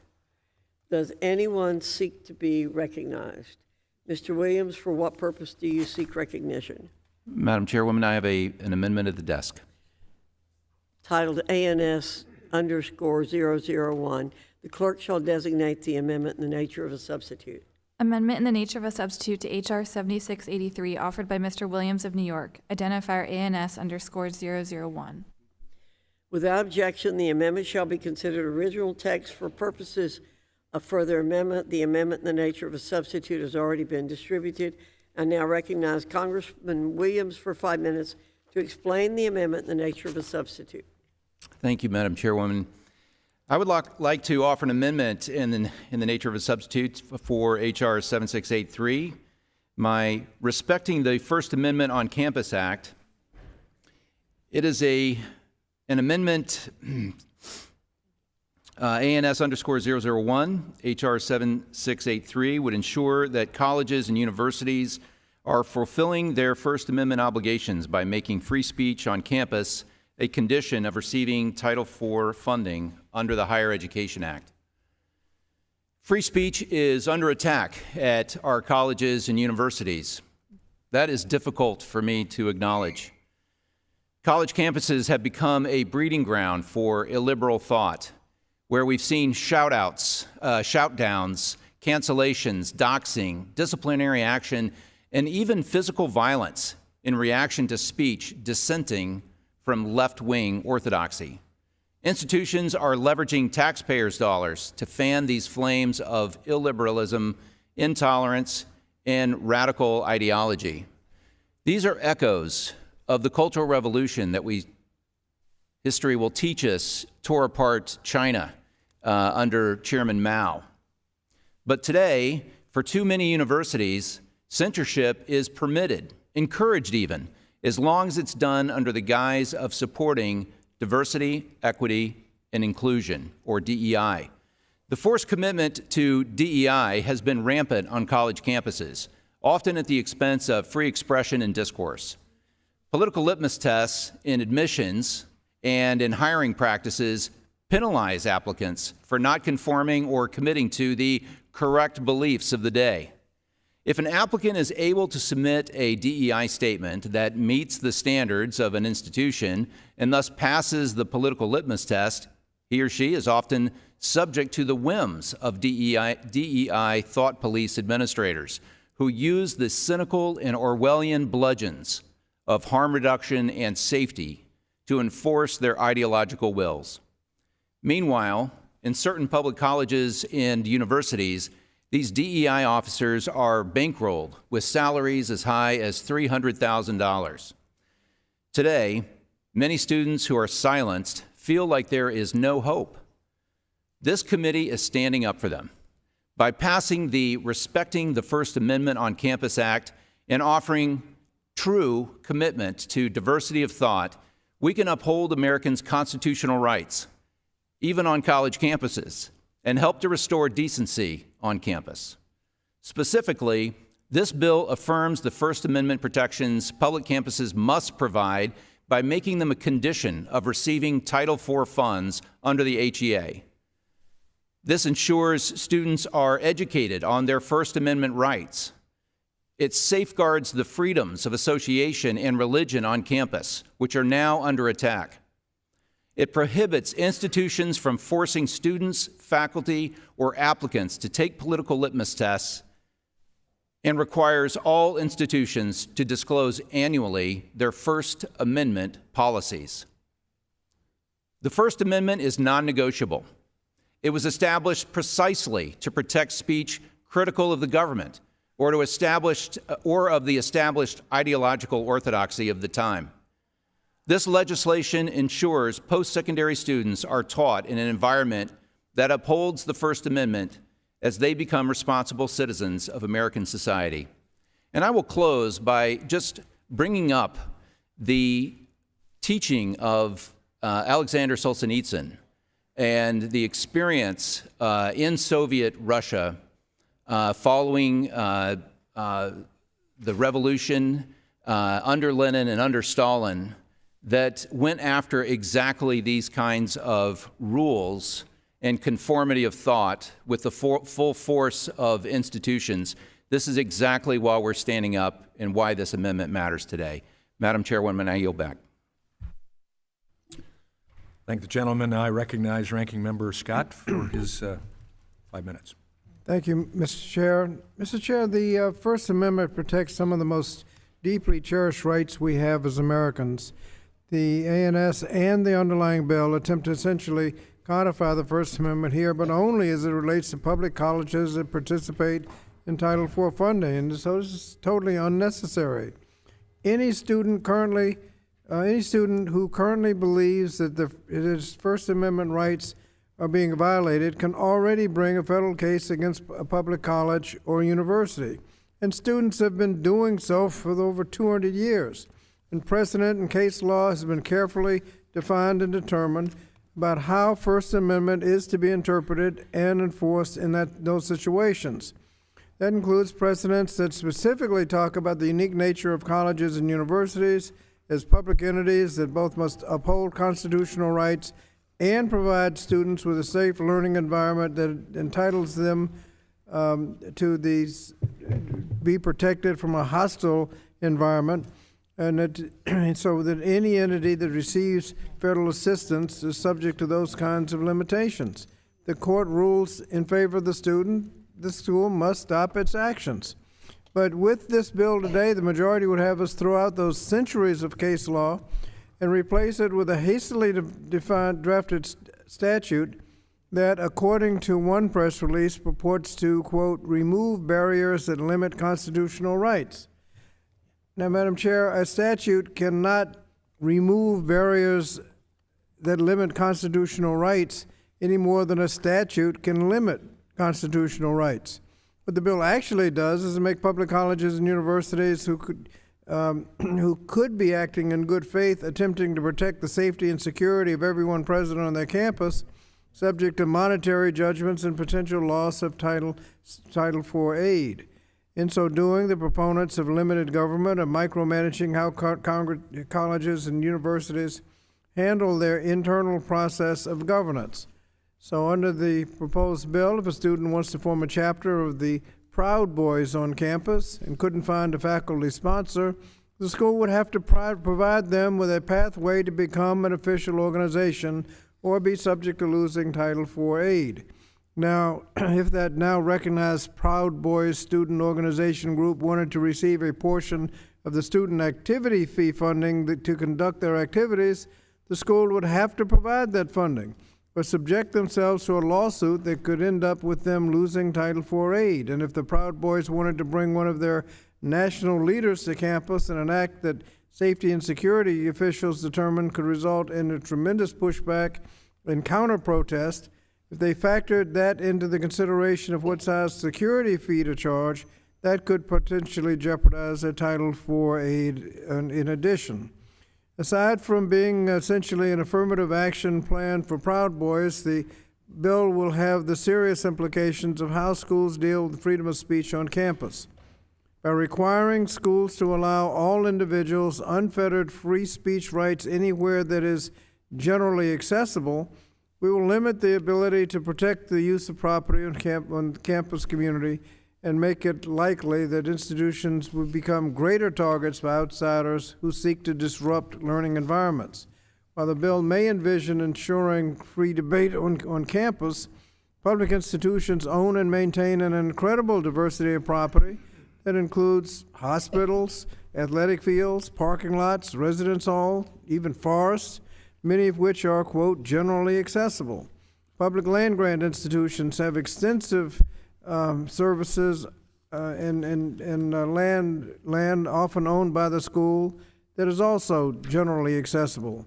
This bill's definition of expressive activity attempts to mirror what is currently allowed under the First Amendment. But as I've mentioned, this is not an addendum to the First Amendment. This is not a constitutional amendment. This is a law designed to create new avenues to punish institutions of higher education. H.R. 7683 also includes a provision called the Equal Campus Access, which would prohibit Title IV funding to public colleges and universities that refuse to recognize or provide benefits, such as funding, to religious student groups because of the group's religious beliefs, practices, speech, leadership standards, or standards of conduct. This provision has the effect of creating an exemption to the school's non-discrimination policies by requiring schools to recognize and fund these student groups that discriminate against other students. So an LGBTQ group could be, a LGBTQ student could be forced to help through student fees, to give part of the student fees to an entity that could be discriminating against them from joining the group. This is just a small list of multiple problems with the ENS and the underlying bill, and as such, I would hope that we would defeat the legislation, and I yield back the balance of my time. The gentleman yields back. Mr. Kiley, you're recognized for 5 minutes. Thank you, Madam Chair. This legislation includes a measure that I introduced called the Free Speech on Campus Act, which is a measure that I hope can receive strong bipartisan support from this committee. I originally developed this measure with someone who's pretty far out on the other end of the political spectrum, and that is the Dean of UC Berkeley Law School, Erwin Chemerinsky. But we were able to agree on the foundational importance of freedom of speech and how very troubling it is that our universities have deviated so far from this principle, which is sort of a core tenet of classical liberalism, not to mention our Constitution and our entire system of government. So the idea behind this measure is that in order to restore the proper place of freedom of speech in higher education, we need to make sure that from a legal perspective, universities aren't violating First Amendment rights, but we also need to change the culture on college campuses. And one way to do that is to make up for a shortcoming of our K-12 education system, and that is to teach students about what the First Amendment is, why it is important, the role it plays in our form of government, why it is that if you disagree with an idea, that doesn't mean you should try to silence the idea, and the history of how the First Amendment and free expression has propelled social progress, protected the rights of minorities throughout American history. And so this provision would say that when you go to orientation, when you arrive on campus your first year, and you're being educated about your different rights and responsibilities on campus, that learning about the First Amendment, its purpose, and its history is part of that orientation. And this was endorsed by the editorial board of the LA Times in an editorial titled How to Protect Free Speech on College Campuses. The editorial board wrote, "It should be unnecessary to remind students that universities are places where controversial, even offensive ideas must be tolerated. Free expression and robust debate are indispensable to the academic mission. But commentators from across the political spectrum have remarked on the fact that many members of this generation of college students are skeptical of the idea of uninhibited free speech." The editorial continues, "There should be no Democratic versus Republican divide on whether universities should be bastions of free speech."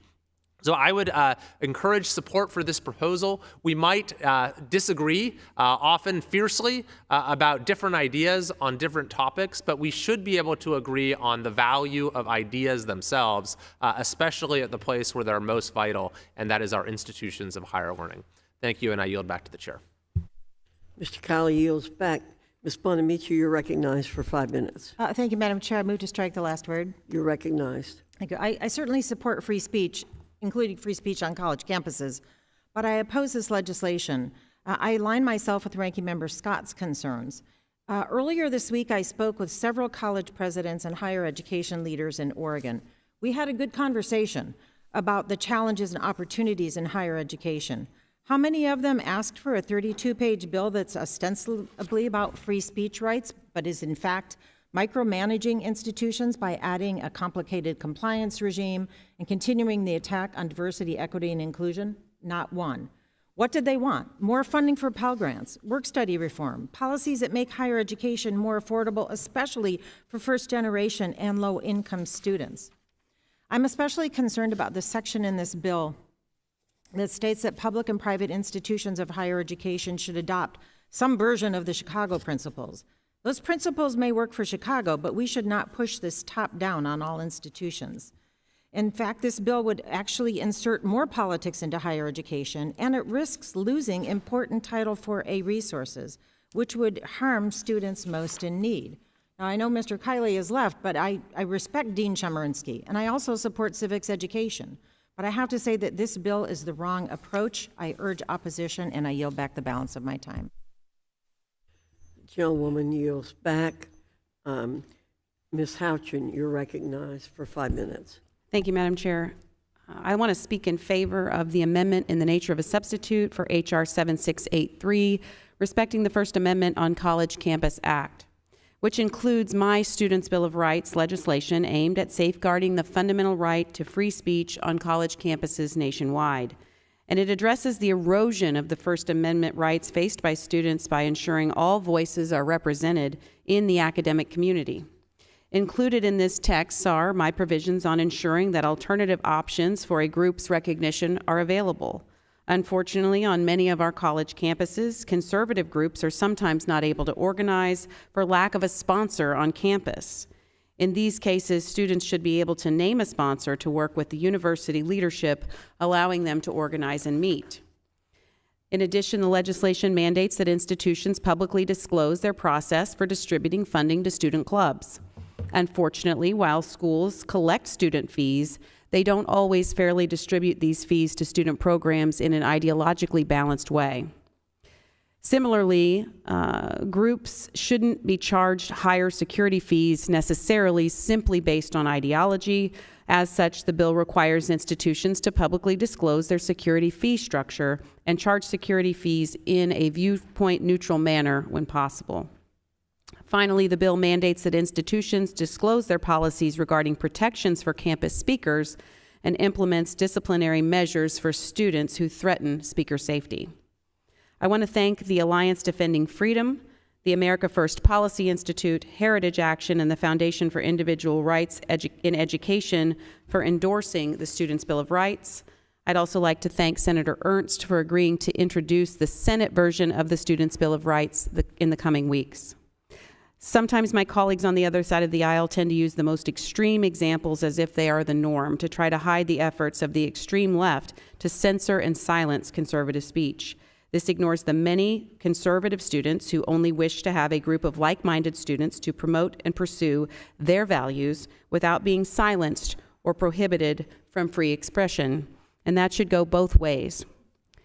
I thank Chairwoman Fox and Representative Williams for including this important part of this legislation as part of the Higher Education Act for its reauthorization this Congress, and I yield back. Thank you, Ms. Houchin. Ms. Manning, you're recognized for 5 minutes. Thank you, Madam Chair. I move to strike the last word. You're recognized for 5 minutes. I am glad this committee is investigating the frightening rise of anti-Semitism on college campuses and recently held a roundtable with Jewish students from 9 different universities who spoke out movingly about their shocking experiences. And I hope this committee will continue to take steps to address the issues those students raised. I believe all students deserve to feel safe and welcomed on college campuses, and I believe that campus administrators are responsible for ensuring that safety.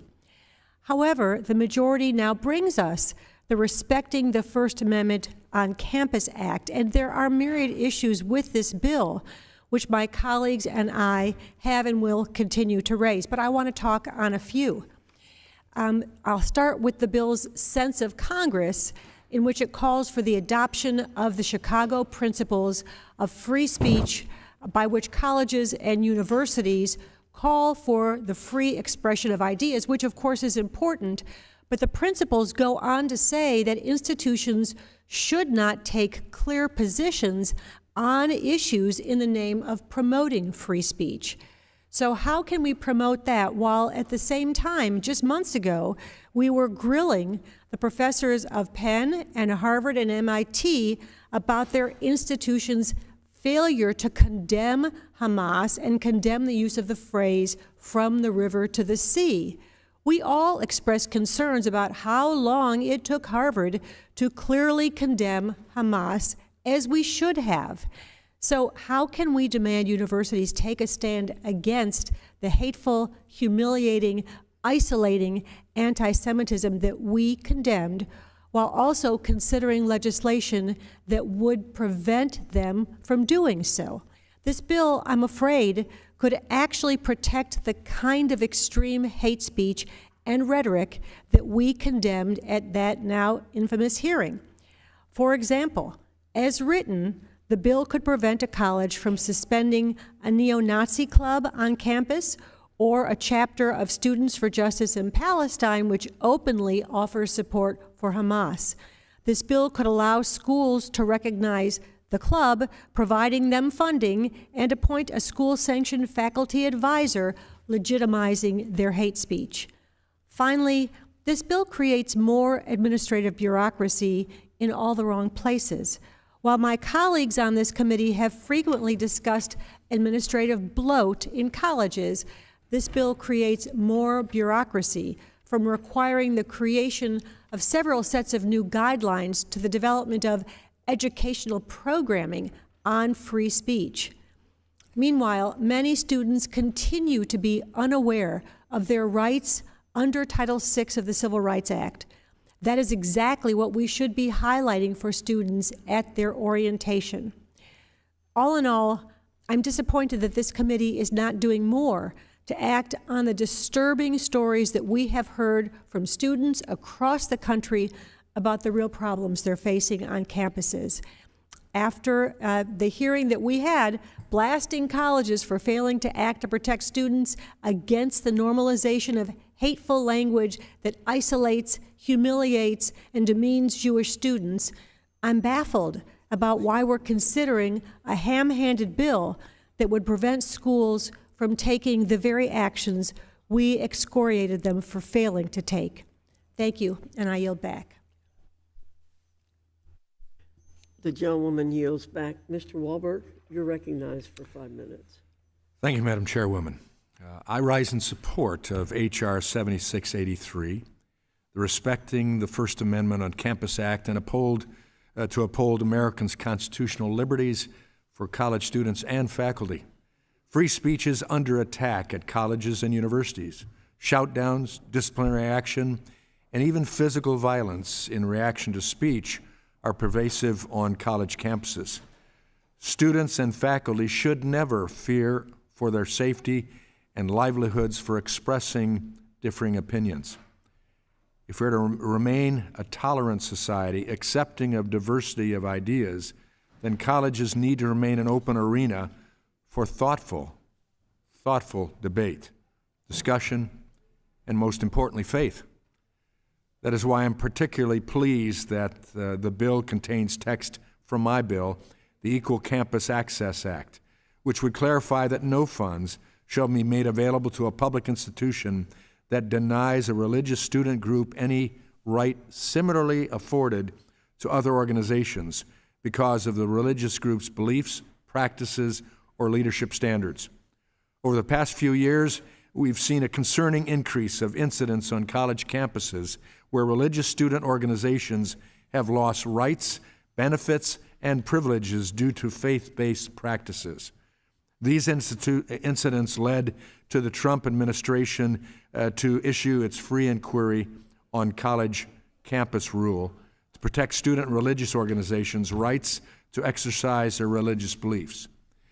Given everything we have witnessed on college campuses since October 7, it's unconscionable that the Biden administration is seeking to undo this rule and open the door for further faith-based discrimination. Students should not have to give up their First Amendment rights of speech, religion, and association to attend a public college. I encourage my colleagues to support H.R. 7683, and we hope we can take this bill up in the full House as quickly as possible. And I yield back. Thank you, Mr. Wahlberg. Ms. McBath, you're recognized for 5 minutes. Thank you, Chairwoman Fox. I move to strike the last word. You're recognized for 5 minutes. Thank you. I appreciate the chair's concerns about the First Amendment on the freedom of speech and the freedom of association, and I thank her for hosting today's markup. But if you talk to parents with students or kids that are about to head off to college, there's another very pressing issue on our college campuses that has reached crisis level, and I want to kind of really touch upon that today because there doesn't seem to be a whole lot of discussion about it, and this is the crisis of collegiate bullying and hazing. The fact of the matter is that students are being seriously hurt on our campuses and college institutions every single day. They're being hurt both emotionally and physically, and they're even being killed by instances of hazing. A time that should be filled with celebration and exciting new beginnings instead turns into a parent's worst nightmare and a sibling's greatest fear to come true. I know because I've been on that receiving end of getting that phone call, the call that changes everything in a moment's notice. It makes you feel like your whole world is crashing down as a parent. I know what it's like to lose a child.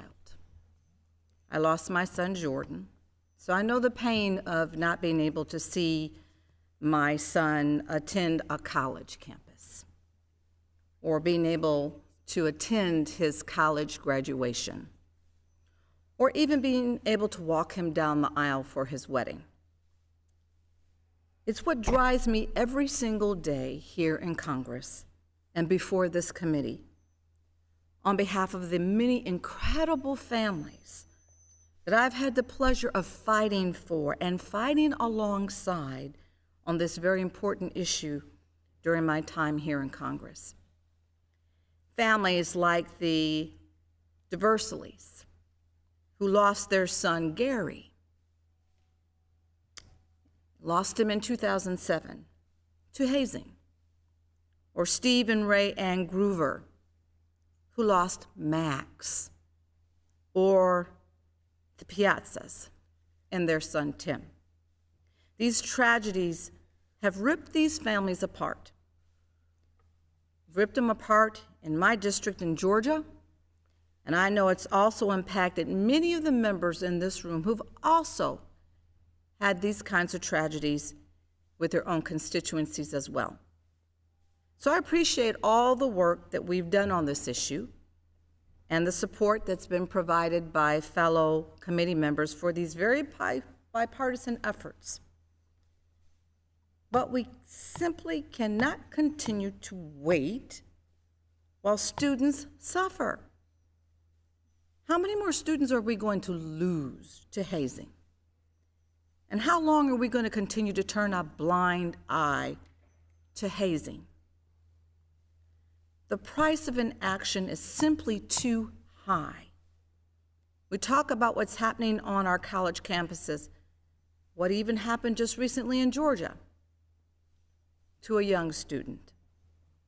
So if we're going to talk about safety, if we're going to talk about protecting our students and giving them every opportunity to be viable and successful on our college campuses and these institutions, then we need to talk about hazing. I thank the chair and her staff for this work today. And I hope that we can also take time with this Congress to consider the bipartisan Stop Campus Hazing Act as well. It is long past time, and we cannot afford to lose any more of our children. They demand our attention. They deserve our ability to keep them safe and secure so that they too can live the American dream. And I yield back the balance of my time. The gentlewoman yields back. Is there any other member who wishes to be recognized on the amendment in the nature of a substitute? I will recognize myself for 5 minutes. The first thing I want to say is that I think all of us are aware of and empathize tremendously with parents like Congresswoman McBath who have lost their children through acts of violence on campus. We've all had our attention raised lately about the case in Georgia. So I want people to understand we're extremely sympathetic with that. But I think what we have to do on this piece of legislation is correct the record. We need to make sure that we characterize what this legislation does and does not do. First, the provisions in the bill do not alter the required First Amendment protections that public institutions must meet. This bill merely requires institutions to be transparent, finally, about their specific policies and be consistent in guarding the rights of all students and faculty. Additionally, the bill does not alter an institution's obligation to safeguard students from discrimination under Title VI of the Civil Rights Act. There is specific language in the bill to reaffirm that nothing in the bill infringes on these important civil rights protections. Second, once actions cross over from the line of speech to discriminatory conduct, Title VI rights must be protected. Speech that is offensive or vulgar is protected. Even hate speech, certainly abhorrent, can be protected. But let's not confuse what we're seeing on today's campuses. Testimonials from students at our recent roundtable prove that calm, peaceful speech is not what has been happening. Over the years, the courts have spoken to help us navigate carefully defined exceptions to protected speech, and that includes hate speech that causes evident harm. Speech that produces tangible harm, such as causing true threats that would incite imminent lawless action, fighting words, or intent to intimidate, is not protected. Speech and actions that turn into discriminatory conduct are not protected. As we look around campuses today and see some of the protests turn into violence, we're watching speech turn into discriminatory conduct. Today, institutions should have policies in place to protect both First Amendment and Title VI rights. Institutions that claim this bill will make it more difficult to provide free speech protections must not be aware of their First Amendment responsibilities. There being no further discussion on the amendment in the nature of a substitute, the committee will move to consideration of amendments.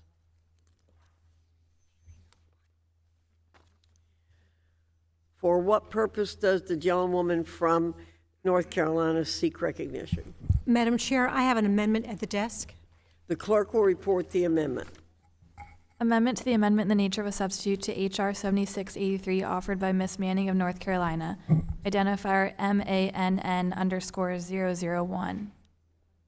The gentlewoman is recognized for 5 minutes in support of the amendment. Thank you, Madam Chair. I'm bringing forward this amendment to the Respecting the First Amendment on Campus Act to highlight the need for students to understand their rights on campus. Under Title VI of the Civil Rights Act of 1964, if a student is attending a school that received federal funds, they cannot be discriminated against on the basis of race, nationality, ancestry, or ethnic characteristics. This includes discrimination because a student is perceived to be or is Jewish, Israeli, or any other ethnic or religious background. If a student reports discrimination to their institution and the institution fails to respond to the incident, that student has the right to bring forward a complaint directly to the Department of Education's Office of Civil Rights, which can launch a Title VI investigation. When free speech crosses into outright harassment, and we heard many examples in the roundtable with Jewish students, this is a useful tool for students to protect themselves. I have met with Jewish students, I have met with Jewish on Campus, a student-led national organization that informs students of their rights when they face anti-Semitism on campus. Organizations like the ADL, the Brandeis Center, and the American Jewish Committee also provide guidance for students who wish to report instances of anti-Semitism to federal agencies. We should ensure that institutions are also offering that information. In the wake of October 7th, we know that instances of anti-Semitism on college campuses have increased like never before. And by now, we have all seen the disturbing photos of swastikas graffitied onto the walls of college campuses, or videos of protesters pounding on the doors and the windows of a building with Jewish students inside. Now more than ever, it is critical that we ensure that students know their rights. And my amendment adds a rule of construction in the bill that ensures that campus administrators have the power to revoke recognition of or funding from or outright suspend any student organization that openly supports a U.S. designated foreign terrorist organization. In November, Brandeis University made the decision to revoke its recognition of its chapter of the National Students for Justice in Palestine because of its outspoken support for Hamas, a U.S. designated terror organization. And that support was in direct violation of Brandeis's principles of free speech on campus. I'd like to submit a statement by President Ron Leibowitz of Brandeis University for the record. Without objection. Columbia also suspended its own chapter of SJP in November after that organization repeatedly violated university policies for campus events and engaged in threatening rhetoric and intimidation. Anti-Semitism, as we have all acknowledged on college campuses, is very real, and there is no place for student organizations that offer support for a terrorist organization that wants to eliminate Jews and wipe Israel off the face of the earth.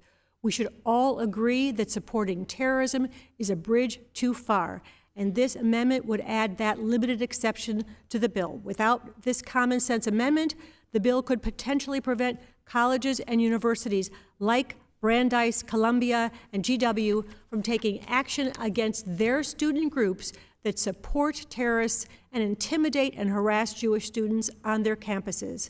I encourage all of my colleagues on this committee to support this amendment, and I yield back.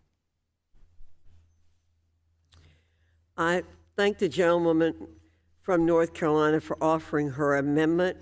Institutions need to do a better job of informing their students about their rights and protections under the law, and it's been appalling to see the way campuses have failed to do so. So I thank the gentlewoman for her interest in protecting the students and accept the amendment.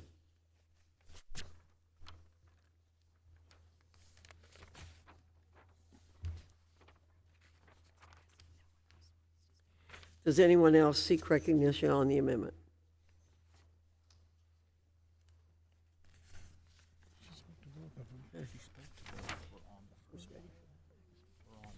Parliamentary inquiry, Madam Chair.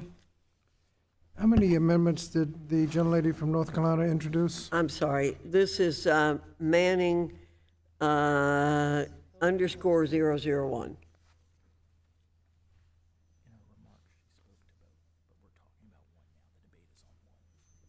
Did she introduce Manning 002? Not yet? No. Okay, thank you.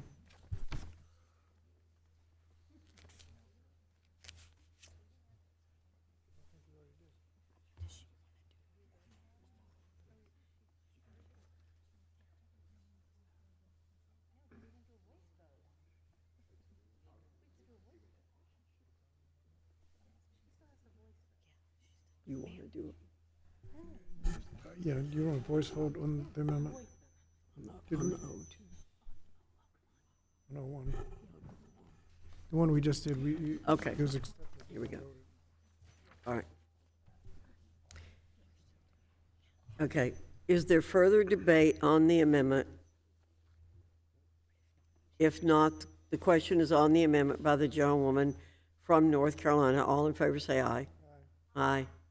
In the opinion, chair, the ayes have it, and the amendment's agreed to. Oh, are there, sorry. All in favor say aye. We've said that. All opposed, no. In the opinion, chair, the ayes have it, and the amendment's agreed to.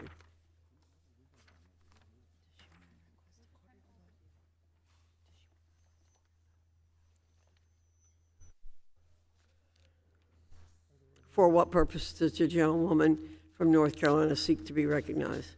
Madam Chair, I have a second amendment at the desk. The clerk will report the amendment. Amendment to the amendment in the nature of a substitute to H.R. 7683 offered by Ms. Manning of North Carolina, identifier MANN_002. The gentlewoman from North Carolina is recognized for 5 minutes in support of the amendment _002. Thank you, Madam Chair. I move to strike the last word. The gentlewoman's recognized. Madam Chair, I actually spoke on both of my amendments just a few minutes ago. Let me just emphasize that this amendment would add into the bill an obligation for schools to explain the students' protection under Title VI of the Civil Rights Act and the procedures for filing a discrimination claim with the Office of Civil Rights of the Department of Education. As I mentioned just a moment ago, it is critically important that our students understand what their rights are under the Civil Rights Act, that they do not have to accept harassment, isolation, discrimination based on their ethnicity, their shared ancestry, and that includes discrimination based on their being Jewish or being perceived to be Jewish, being Israeli, or being any other religion or ethnicity.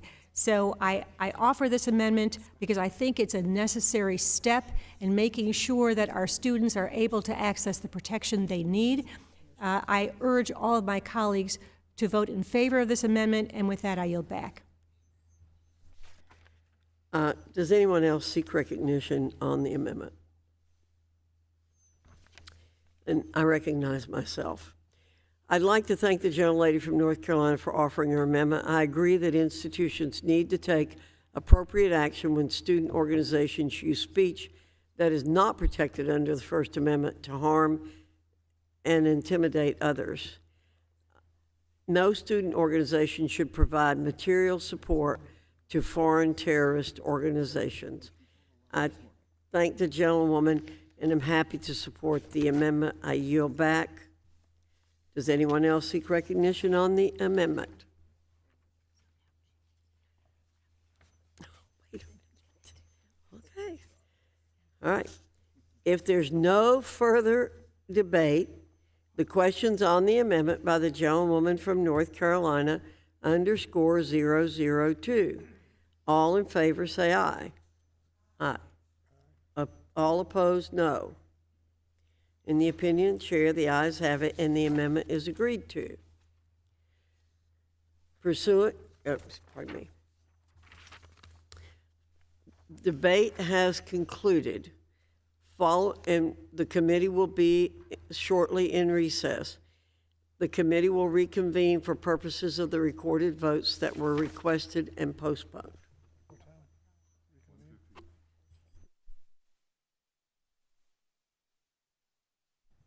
The committee will return around 1:15.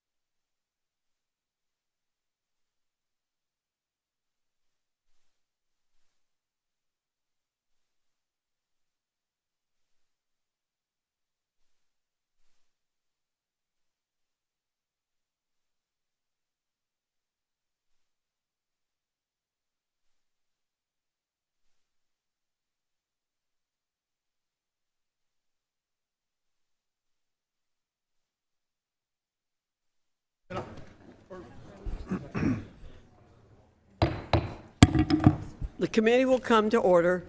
We'll proceed to request for roll call votes, which had been postponed. I now entertain a motion to, I now recognize Mr. Kiley. Pardon me.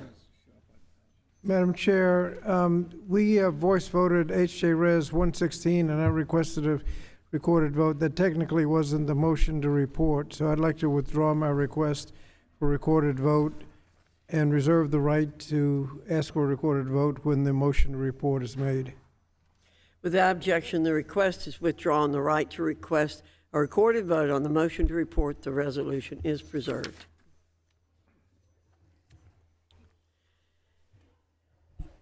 I now entertain a motion to report the resolution H.J. Res. 116 and recognize Mr. Kiley.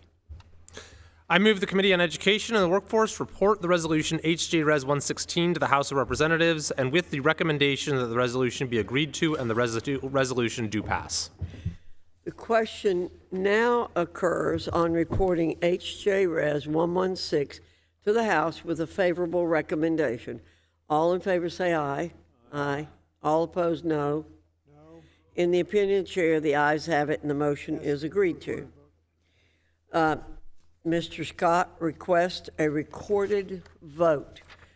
A recorded vote has been requested. The clerk will call the roll. Ms. Fox. Aye. Ms. Fox votes aye. Mr. Wilson. Aye. Mr. Wilson votes aye. Mr. Thompson. Mr. Wahlberg.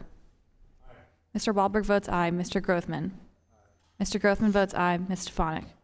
Mr. Allen. Mr. Allen votes aye. Mr. Banks. Mr. Comer. Mr. Smucker. Mr. Smucker votes aye. Mr. Owens. Mr. Owens votes aye. Mr. Good. Mr. Good votes aye. Ms. McLean. Ms. Miller. Ms. Steele. Ms. Steele votes aye. Mr. Estes. Mr. Estes. Mr. Estes votes aye. Ms. Letlow. Mr. Kiley. Mr. Kiley votes aye. Mr. Bean. Mr. Bean votes aye. Mr. Burleson. Mr. Burleson votes aye. Mr. Moran. Mr. James. Ms. Chavez-DeRemer. Mr. Williams. Mr. Williams votes aye. Ms. Houchin. Mr. Scott. No. Mr. Scott votes no. Mr. Grijalva. Mr. Courtney. Mr. Sablon. Mr. Sablon votes no. Ms. Wilson. Ms. Bonamici. Ms. Bonamici votes no. Mr. DeCano. Mr. DeCano votes no. Ms. Adams. Mr. DeSaulnier. No. Mr. DeSaulnier votes no. Mr. Norcross. Ms. Jayapal. Ms. Wild. Ms. Wild votes no. Ms. McBath. Ms. McBath votes no. Ms. Hayes. Ms. Omar. Ms. Stevens. Ms. Stevens votes no. Ms. Ledger-Fernandez. Ms. Manning. Ms. Manning votes no. Mr. Mervan.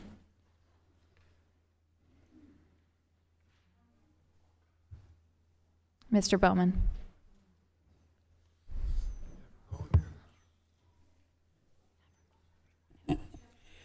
Would the clerk call the names of members who did not respond on the initial call? Mr. Thompson. Mr. Thompson votes aye. Ms. Stefanik. Ms. Stefanik votes aye. Mr. Banks. Mr. Comer. Ms. McLean. Yes. Ms. McLean votes yes. Ms. Miller. Yes. Ms. Miller votes yes. Ms. Letlow. Mr. James. Mr. James votes aye. Mr. Moran. Ms. Chavez-DeRemer. Ms. Houchin. How is Mr. Banks recorded? Mr. Banks is not recorded. Mr. Banks votes yes. Mr. Grijalva. Mr. Courtney. Ms. Wilson. Ms. Adams. Ms. Adams votes no. Mr. Norcross. Ms. Jayapal? Ms. Jayapal votes no.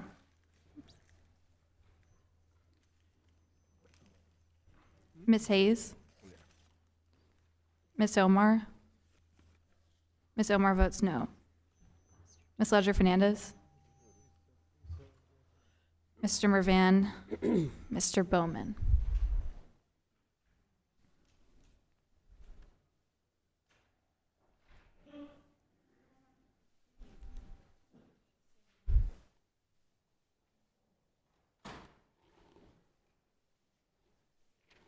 How is Ms. Hayes recorded? Ms. Hayes is not recorded. Hayes votes no. Ms. Hayes votes no.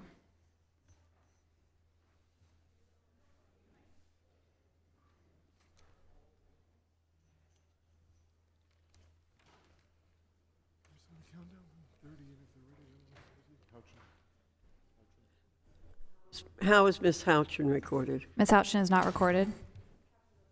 Ms. Houchin votes aye.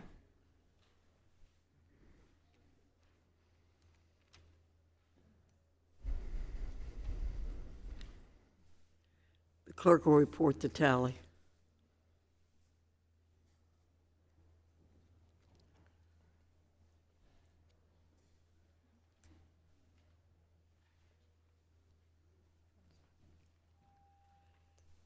Madam Chair, on this vote, there were 21 ayes and 13 nays. The ayes have it, and the motion is agreed to. H.J. Res. 116 is ordered reported to the House of Representatives. The chair notes for the record that a quorum is present. I ask unanimous consent that staff be authorized to make necessary technical and conforming changes to the resolution. Without objection, so ordered. Pursuant to House Rule 11, Clause 2L, I give notice that all members have the requisite number of days to file supplemental, minority, additional, or dissenting views. Without objection, so ordered. We'll now be voting on two amendments to the bill, H.R. 6418. First, the amendment offered by Ms. Stevens, virtual underline 01. The clerk will call the roll. Ms. Fox? No. Ms. Fox votes no. Mr. Wilson? No. Mr. Wilson votes no. Mr. Thompson? No. Mr. Thompson votes no. Mr. Wahlberg? No. Mr. Wahlberg votes no. Mr. Grothman? Mr. Grothman votes no. Ms. Stefanik? Ms. Stefanik votes no. Mr. Allen? Mr. Allen votes no. Mr. Banks? Mr. Banks votes no. Mr. Comer? Mr. Smucker? Mr. Smucker votes no. Mr. Owens? Mr. Owens votes no. Mr. Good? Mr. Good votes no. Ms. McLean? Ms. McLean votes no. Ms. Miller? No. Ms. Miller votes no. Ms. Steele? Ms. Steele votes no. Mr. Estes? Mr. Estes? Mr. Estes votes no. Ms. Letlow? Mr. Kiley? Mr. Kiley votes no. Mr. Bean? Mr. Bean votes no. Mr. Burleson? Mr. Burleson votes no. Mr. Moran? Mr. James? Mr. James votes no. Ms. Chavez-DeRemer? Mr. Williams? Mr. Williams votes no. Ms. Houchin? Ms. Houchin votes no. Mr. Scott? Mr. Scott votes yes. Mr. Grijalva? Mr. Courtney? Mr. Sablon? Mr. Sablon votes aye. Ms. Wilson? Ms. Bonamici? Ms. Bonamici votes no. Mr. Decano? Mr. Decano votes yes. Ms. Adams? Ms. Adams votes aye. Mr. Desaulnier? Mr. Desaulnier votes aye. Mr. Norcross? Ms. Jayapal? Ms. Jayapal votes aye. Ms. Wild? Ms. Wild votes aye. Ms. McBath? Ms. McBath votes aye. Ms. Hayes? Ms. Hayes votes aye. Ms. Omar? Ms. Omar votes yes. Ms. Stevens? Ms. Stevens votes aye. Ms. Ledger-Fernandez? Ms. Manning? Ms. Manning votes aye. Mr. Mervan? Mr. Bowman? How is Ms. Bonamici recorded? Ms. Bonamici is recorded as a no. Ms. Bonamici changes her vote to yes. How is Ms. Chavez-DeRemer recorded? Ms. Chavez-DeRemer is not recorded. Ms. Chavez-DeRemer votes no.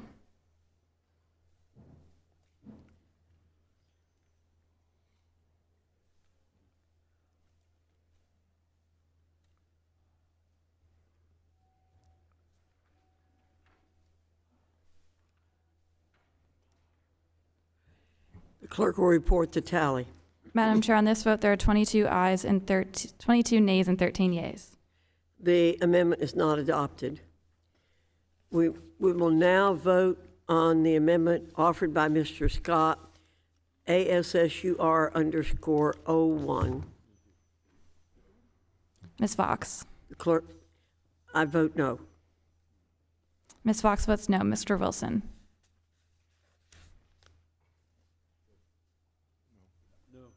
Mr. Wilson votes no. Mr. Thompson. Mr. Thompson votes no. Mr. Wahlberg. Mr. Wahlberg votes no. Mr. Grothman. Mr. Grothman votes no. Ms. Stefanik. Ms. Stefanik votes no. Mr. Allen. Mr. Allen votes no. Mr. Banks. Mr. Banks votes no. Mr. Comer. Mr. Smucker. Mr. Smucker votes no. Mr. Owens. Mr. Owens votes no. Mr. Good. Mr. Good votes no. Ms. McLean. Ms. McLean votes no. Ms. Miller. Ms. Miller votes no. Ms. Steele. Ms. Steele votes no. Mr. Estes. Mr. Estes votes no. Ms. Letlow. Mr. Kiley. Mr. Kiley votes no. Mr. Bean. Mr. Bean votes no. Mr. Burleson. Mr. Burleson votes no. Mr. Moran. Mr. James. Mr. James votes no. Ms. Chavez-Reamer. Ms. Chavez-Reamer votes no. Mr. Williams. Mr. Williams votes no. Ms. Houchin. Ms. Houchin votes no. Mr. Scott. Mr. Scott votes aye. Mr. Grijalva. Mr. Courtney. Mr. Sablon. Mr. Sablon votes aye. Ms. Wilson. Ms. Bonamici. Ms. Bonamici votes aye. Mr. Takano. Mr. Takano votes aye. Ms. Adams. Ms. Adams votes aye. Mr. Saulnier. Mr. Saulnier votes aye. Mr. Norcross. Ms. Jayapal. Ms. Jayapal votes aye. Ms. Wild. Ms. Wild votes aye. Ms. McBath. Ms. McBath votes aye. Ms. Hayes. Ms. Hayes votes aye. Ms. Omar. Ms. Omar votes aye. Ms. Stevens. Ms. Stevens votes aye. Ms. Ledger-Fernandez. Ms. Manning. Ms. Manning votes aye. Mr. Mervan. Mr. Bowman.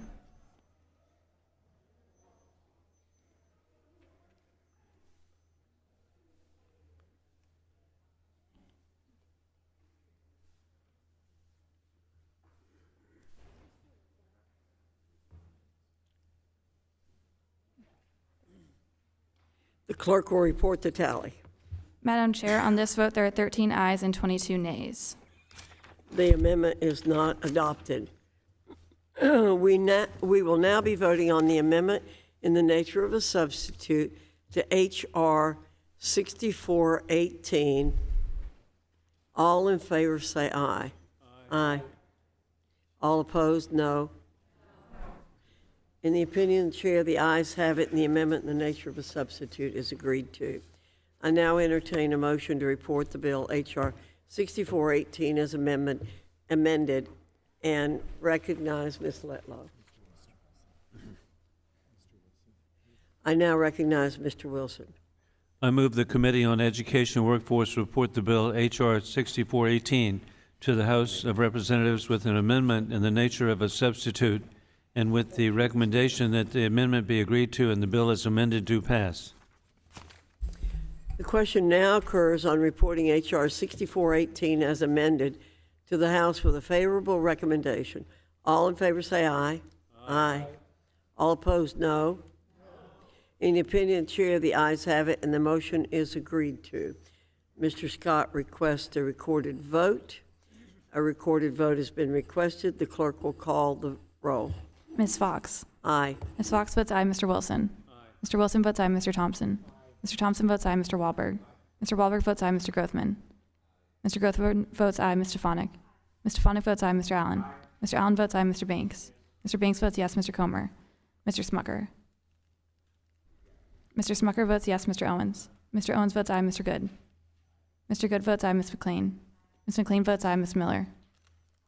Ms. Miller votes aye. Ms. Steele. Ms. Steele votes aye. Mr. Estes. Mr. Estes votes aye. Ms. Letlow. Mr. Kiley. Mr. Kiley votes aye. Mr. Bean. Mr. Bean votes aye. Mr. Burleson. Mr. Burleson votes aye. Mr. Moran. Mr. James. Mr. James votes aye. Ms. Chavez-Reamer. Ms. Chavez-Reamer votes aye. Mr. Williams. Mr. Williams votes aye. Ms. Houchin. Ms. Houchin votes aye. Mr. Scott. Mr. Scott votes no. Mr. Grijalva. Mr. Courtney. Mr. Sablon. Mr. Sablon votes no. Ms. Wilson. Ms. Bonamici. Ms. Bonamici votes no. Mr. Takano. Mr. Takano votes no. Ms. Adams. Ms. Adams votes no. Mr. Saulnier. Mr. Saulnier votes no. Mr. Norcross. Ms. Jayapal. Ms. Jayapal votes no. Ms. Wild. Ms. Wild votes no. Ms. McBath. Ms. McBath votes no. Ms. Hayes. Ms. Hayes votes no. Ms. Omar. Ms. Omar votes no. Ms. Stevens. Ms. Stevens votes no. Ms. Ledger-Fernandez. Ms. Manning. Ms. Manning votes no. Mr. Mervan. Mr. Bowman.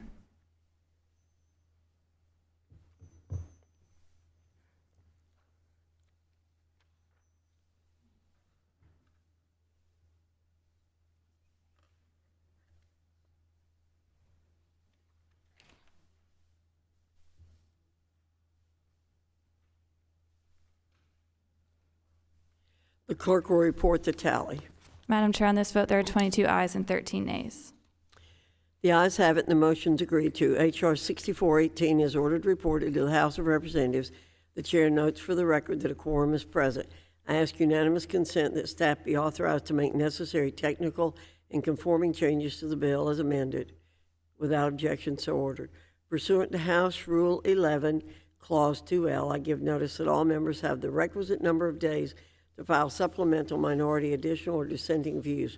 Without objection, so ordered. We'll now be voting on one amendment to the bill, H.R. 3724, the amendment by Ms. Bonamici, AMD 3724_01. The clerk will call the roll. Ms. Fox? No. Ms. Fox votes no. Mr. Wilson? No. Mr. Wilson votes no. Mr. Thompson? Mr. Thompson votes no. Mr. Wahlberg? Mr. Wahlberg votes no. Mr. Grothman? Mr. Grothman votes no. Mr. Fonick? Mr. Fonick votes no. Mr. Allen? Mr. Allen votes no. Mr. Banks? Mr. Banks votes no. Mr. Comer? Mr. Smucker? Mr. Smucker? Mr. Smucker votes no. Mr. Owens? Mr. Owens votes no. Mr. Good? Mr. Good votes no. Ms. McLean? Ms. McLean votes no. Ms. Miller? Ms. Miller votes no. Ms. Steele? Ms. Steele votes no. Mr. Estes? Mr. Estes votes no. Ms. Letlow? Mr. Kiley? Mr. Kiley votes no. Mr. Bean? Mr. Bean votes no. Mr. Burleson? Mr. Burleson votes no. Mr. Moran? Mr. James? Mr. James votes no. Ms. Chavez-Reamer? Ms. Chavez-Reamer votes no. Mr. Williams? Mr. Williams votes no. Ms. Houchin? Ms. Houchin votes no. Mr. Scott? Mr. Scott votes yes. Mr. Grijalva? Mr. Courtney? Mr. Sablon? Mr. Sablon votes yes. Ms. Wilson? Ms. Bonamici? Ms. Bonamici votes yes. Mr. Decano? Mr. Decano votes yes. Ms. Adams? Ms. Adams votes yes. Mr. Saulnier? Mr. Saulnier votes yes. Mr. Norcross? Ms. Jayapal? Ms. Jayapal votes aye. Ms. Wild? Ms. Wild votes aye. Ms. McBath? Ms. McBath votes aye. Ms. Hayes? Ms. Hayes votes aye. Ms. Omar? Ms. Omar votes yes. Ms. Stevens? Ms. Stevens votes aye. Ms. Ledger-Fernandez? Ms. Manning? Ms. Manning votes aye. Mr. Mervan? Mr. Mervan votes aye. Mr. Bowman?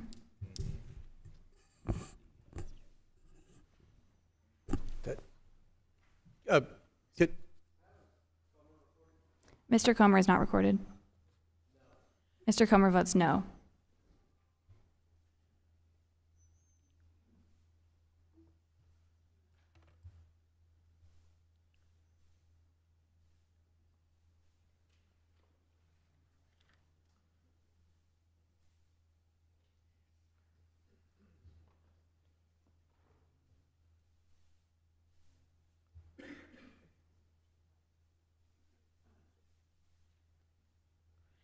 The clerk will report the tally. Madam Chair, on this vote, there are 14 yeas and 23 nays. The amendment is not adopted. We'll now be voting on the amendment in the nature of a substitute to H.R. 3724. All in favor say aye. Aye. All opposed, no. Independent chair, the ayes have it, and the amendment in the nature of a substitute is agreed to. I now entertain a motion to report the bill H.R. 3724 as amended and recognize Mr. Owens.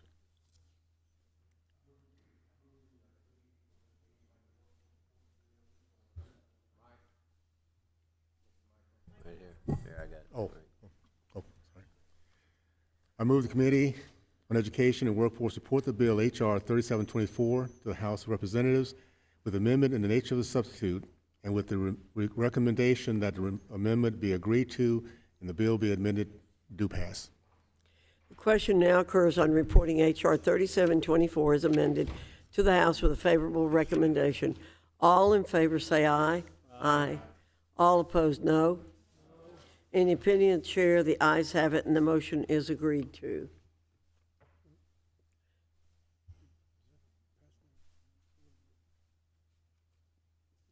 Okay. Mr. Scott requests a recorded vote. A recorded vote has been requested. The clerk will call the roll. Ms. Fox? Aye. Ms. Fox votes aye. Mr. Wilson? Aye. Mr. Wilson votes aye. Mr. Thompson? Mr. Thompson votes aye. Mr. Wahlberg? Mr. Wahlberg votes aye. Mr. Grothman? Mr. Grothman votes aye. Mr. Fonick? Mr. Fonick votes aye. Mr. Allen? Mr. Allen votes aye. Mr. Banks? Mr. Banks votes yes. Mr. Comer? Mr. Comer votes yes. Mr. Smucker? Mr. Smucker votes yes. Mr. Owens? Mr. Owens votes aye. Mr. Good. Mr. Good votes aye. Ms. McLean. Ms. McLean votes yes. Ms. Miller. Ms. Miller votes yes. Ms. Steele. Ms. Steele votes aye. Mr. Estes. Mr. Estes votes aye. Ms. Letlow. Ms. Letlow votes aye. Mr. Kiley. Mr. Kiley votes aye. Mr. Bean. Mr. Bean votes aye. Mr. Burleson. Mr. Burleson votes aye. Mr. Moran. Mr. James. Mr. James votes aye. Ms. Chavez-Reamer. Ms. Chavez-Reamer votes yes. Mr. Williams. Mr. Williams votes aye. Ms. Houchin. Ms. Houchin votes yes. Mr. Scott. Mr. Scott votes no. Mr. Grijalva.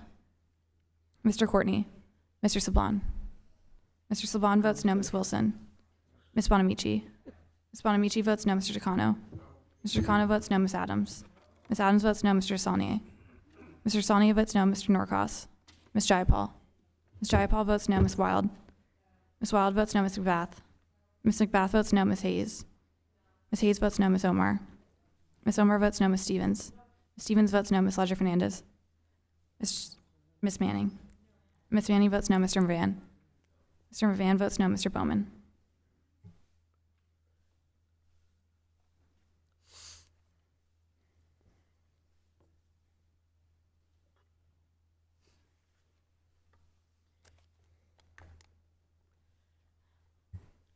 The clerk will report the tally. Madam Chair, on this vote, there are 24 ayes and 14 nays. The ayes have it, and the motion is agreed to. H.R. 3724 is ordered reported to the House of Representatives. The chair notes for the record that a quorum is present. I ask unanimous consent that staff be authorized to make necessary technical and conforming changes to the bill as amended. Without objection, so ordered. Pursuant to House Rule 11, Clause 2L, I give notice that all members have the requisite number of days to file supplemental, minority, additional, or dissenting views. Without objection, so ordered. We'll now be voting on the amendment in the nature of a substitute to H.R. 7683 as amended. All in favor say aye. Aye. All opposed, no. In the opinion of the chair, the ayes have it, and the amendment in the nature of a substitute is agreed to. I now entertain a motion to report the bill H.R. 7683 as amended and recognize Mr. Williams. Thank you, Madam Chairwoman. I move the Committee on Education and Workforce report the bill H.R. 7683 to the House of Representatives with an amendment in the nature of a substitute as amended, and with the recommendation that the amendment be agreed to and the bill as amended do pass. The question now occurs on reporting H.R. 7683 as amended to the House with a favorable recommendation. All in favor say aye. Aye. All opposed, no. In the opinion of the chair, the ayes have it, and the motion is agreed to. Mr. Scott requests a recorded vote. A recorded vote has been requested. The clerk will call the roll. Ms. Fox. Aye. Ms. Fox votes aye. Mr. Wilson. Aye. Mr. Wilson votes aye. Mr. Thompson. Aye. Mr. Thompson votes aye. Mr. Wahlberg. Aye. Mr. Wahlberg votes aye. Mr. Grothman. Aye. Mr. Grothman votes aye. Ms. Stefanik. Ms. Stefanik votes aye. Mr. Allen. Mr. Allen votes aye. Mr. Banks. Mr. Banks votes yes. Mr. Comer. Mr. Comer votes yes. Mr. Smucker. Mr. Smucker votes aye. Mr. Owens. Mr. Owens votes aye. Mr. Good. Mr. Good votes aye. Ms. McLean. Ms. McLean votes yes. Ms. Miller. Ms. Miller votes aye. Ms. Steele. Ms. Steele votes aye. Mr. Estes. Mr. Estes votes aye. Ms. Letlow. Ms. Letlow votes aye. Mr. Kiley. Mr. Kiley votes aye. Mr. Bean. Mr. Bean votes aye. Mr. Burleson. Mr. Burleson votes aye. Mr. Moran. Mr. James. Mr. James. Mr. James votes yes. Ms. Chavez-Reamer. Ms. Chavez-Reamer votes yes. Mr. Williams. Mr. Williams votes yes. Ms. Houchin. Ms. Houchin votes yes. Mr. Scott. Mr. Scott votes no. Mr. Grijalva. Mr. Courtney. Mr. Sablon. Mr. Sablon votes no. Ms. Wilson. Ms. Bonamici. Ms. Bonamici votes no. Mr. Takano. Mr. Takano votes no. Ms. Adams. Ms. Adams votes no. Mr. Saunier. Mr. Saunier votes no. Mr. Norcross. Ms. Jayapal. Ms. Jayapal votes no. Ms. Wild. Ms. Wild votes no. Ms. McBath. Ms. McBath votes no. Ms. Hayes. Ms. Hayes votes no. Ms. Omar.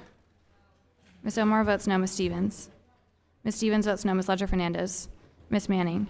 Ms. Manning votes no. Mr. Mervan. Mr. Mervan votes no. Mr. Bowman.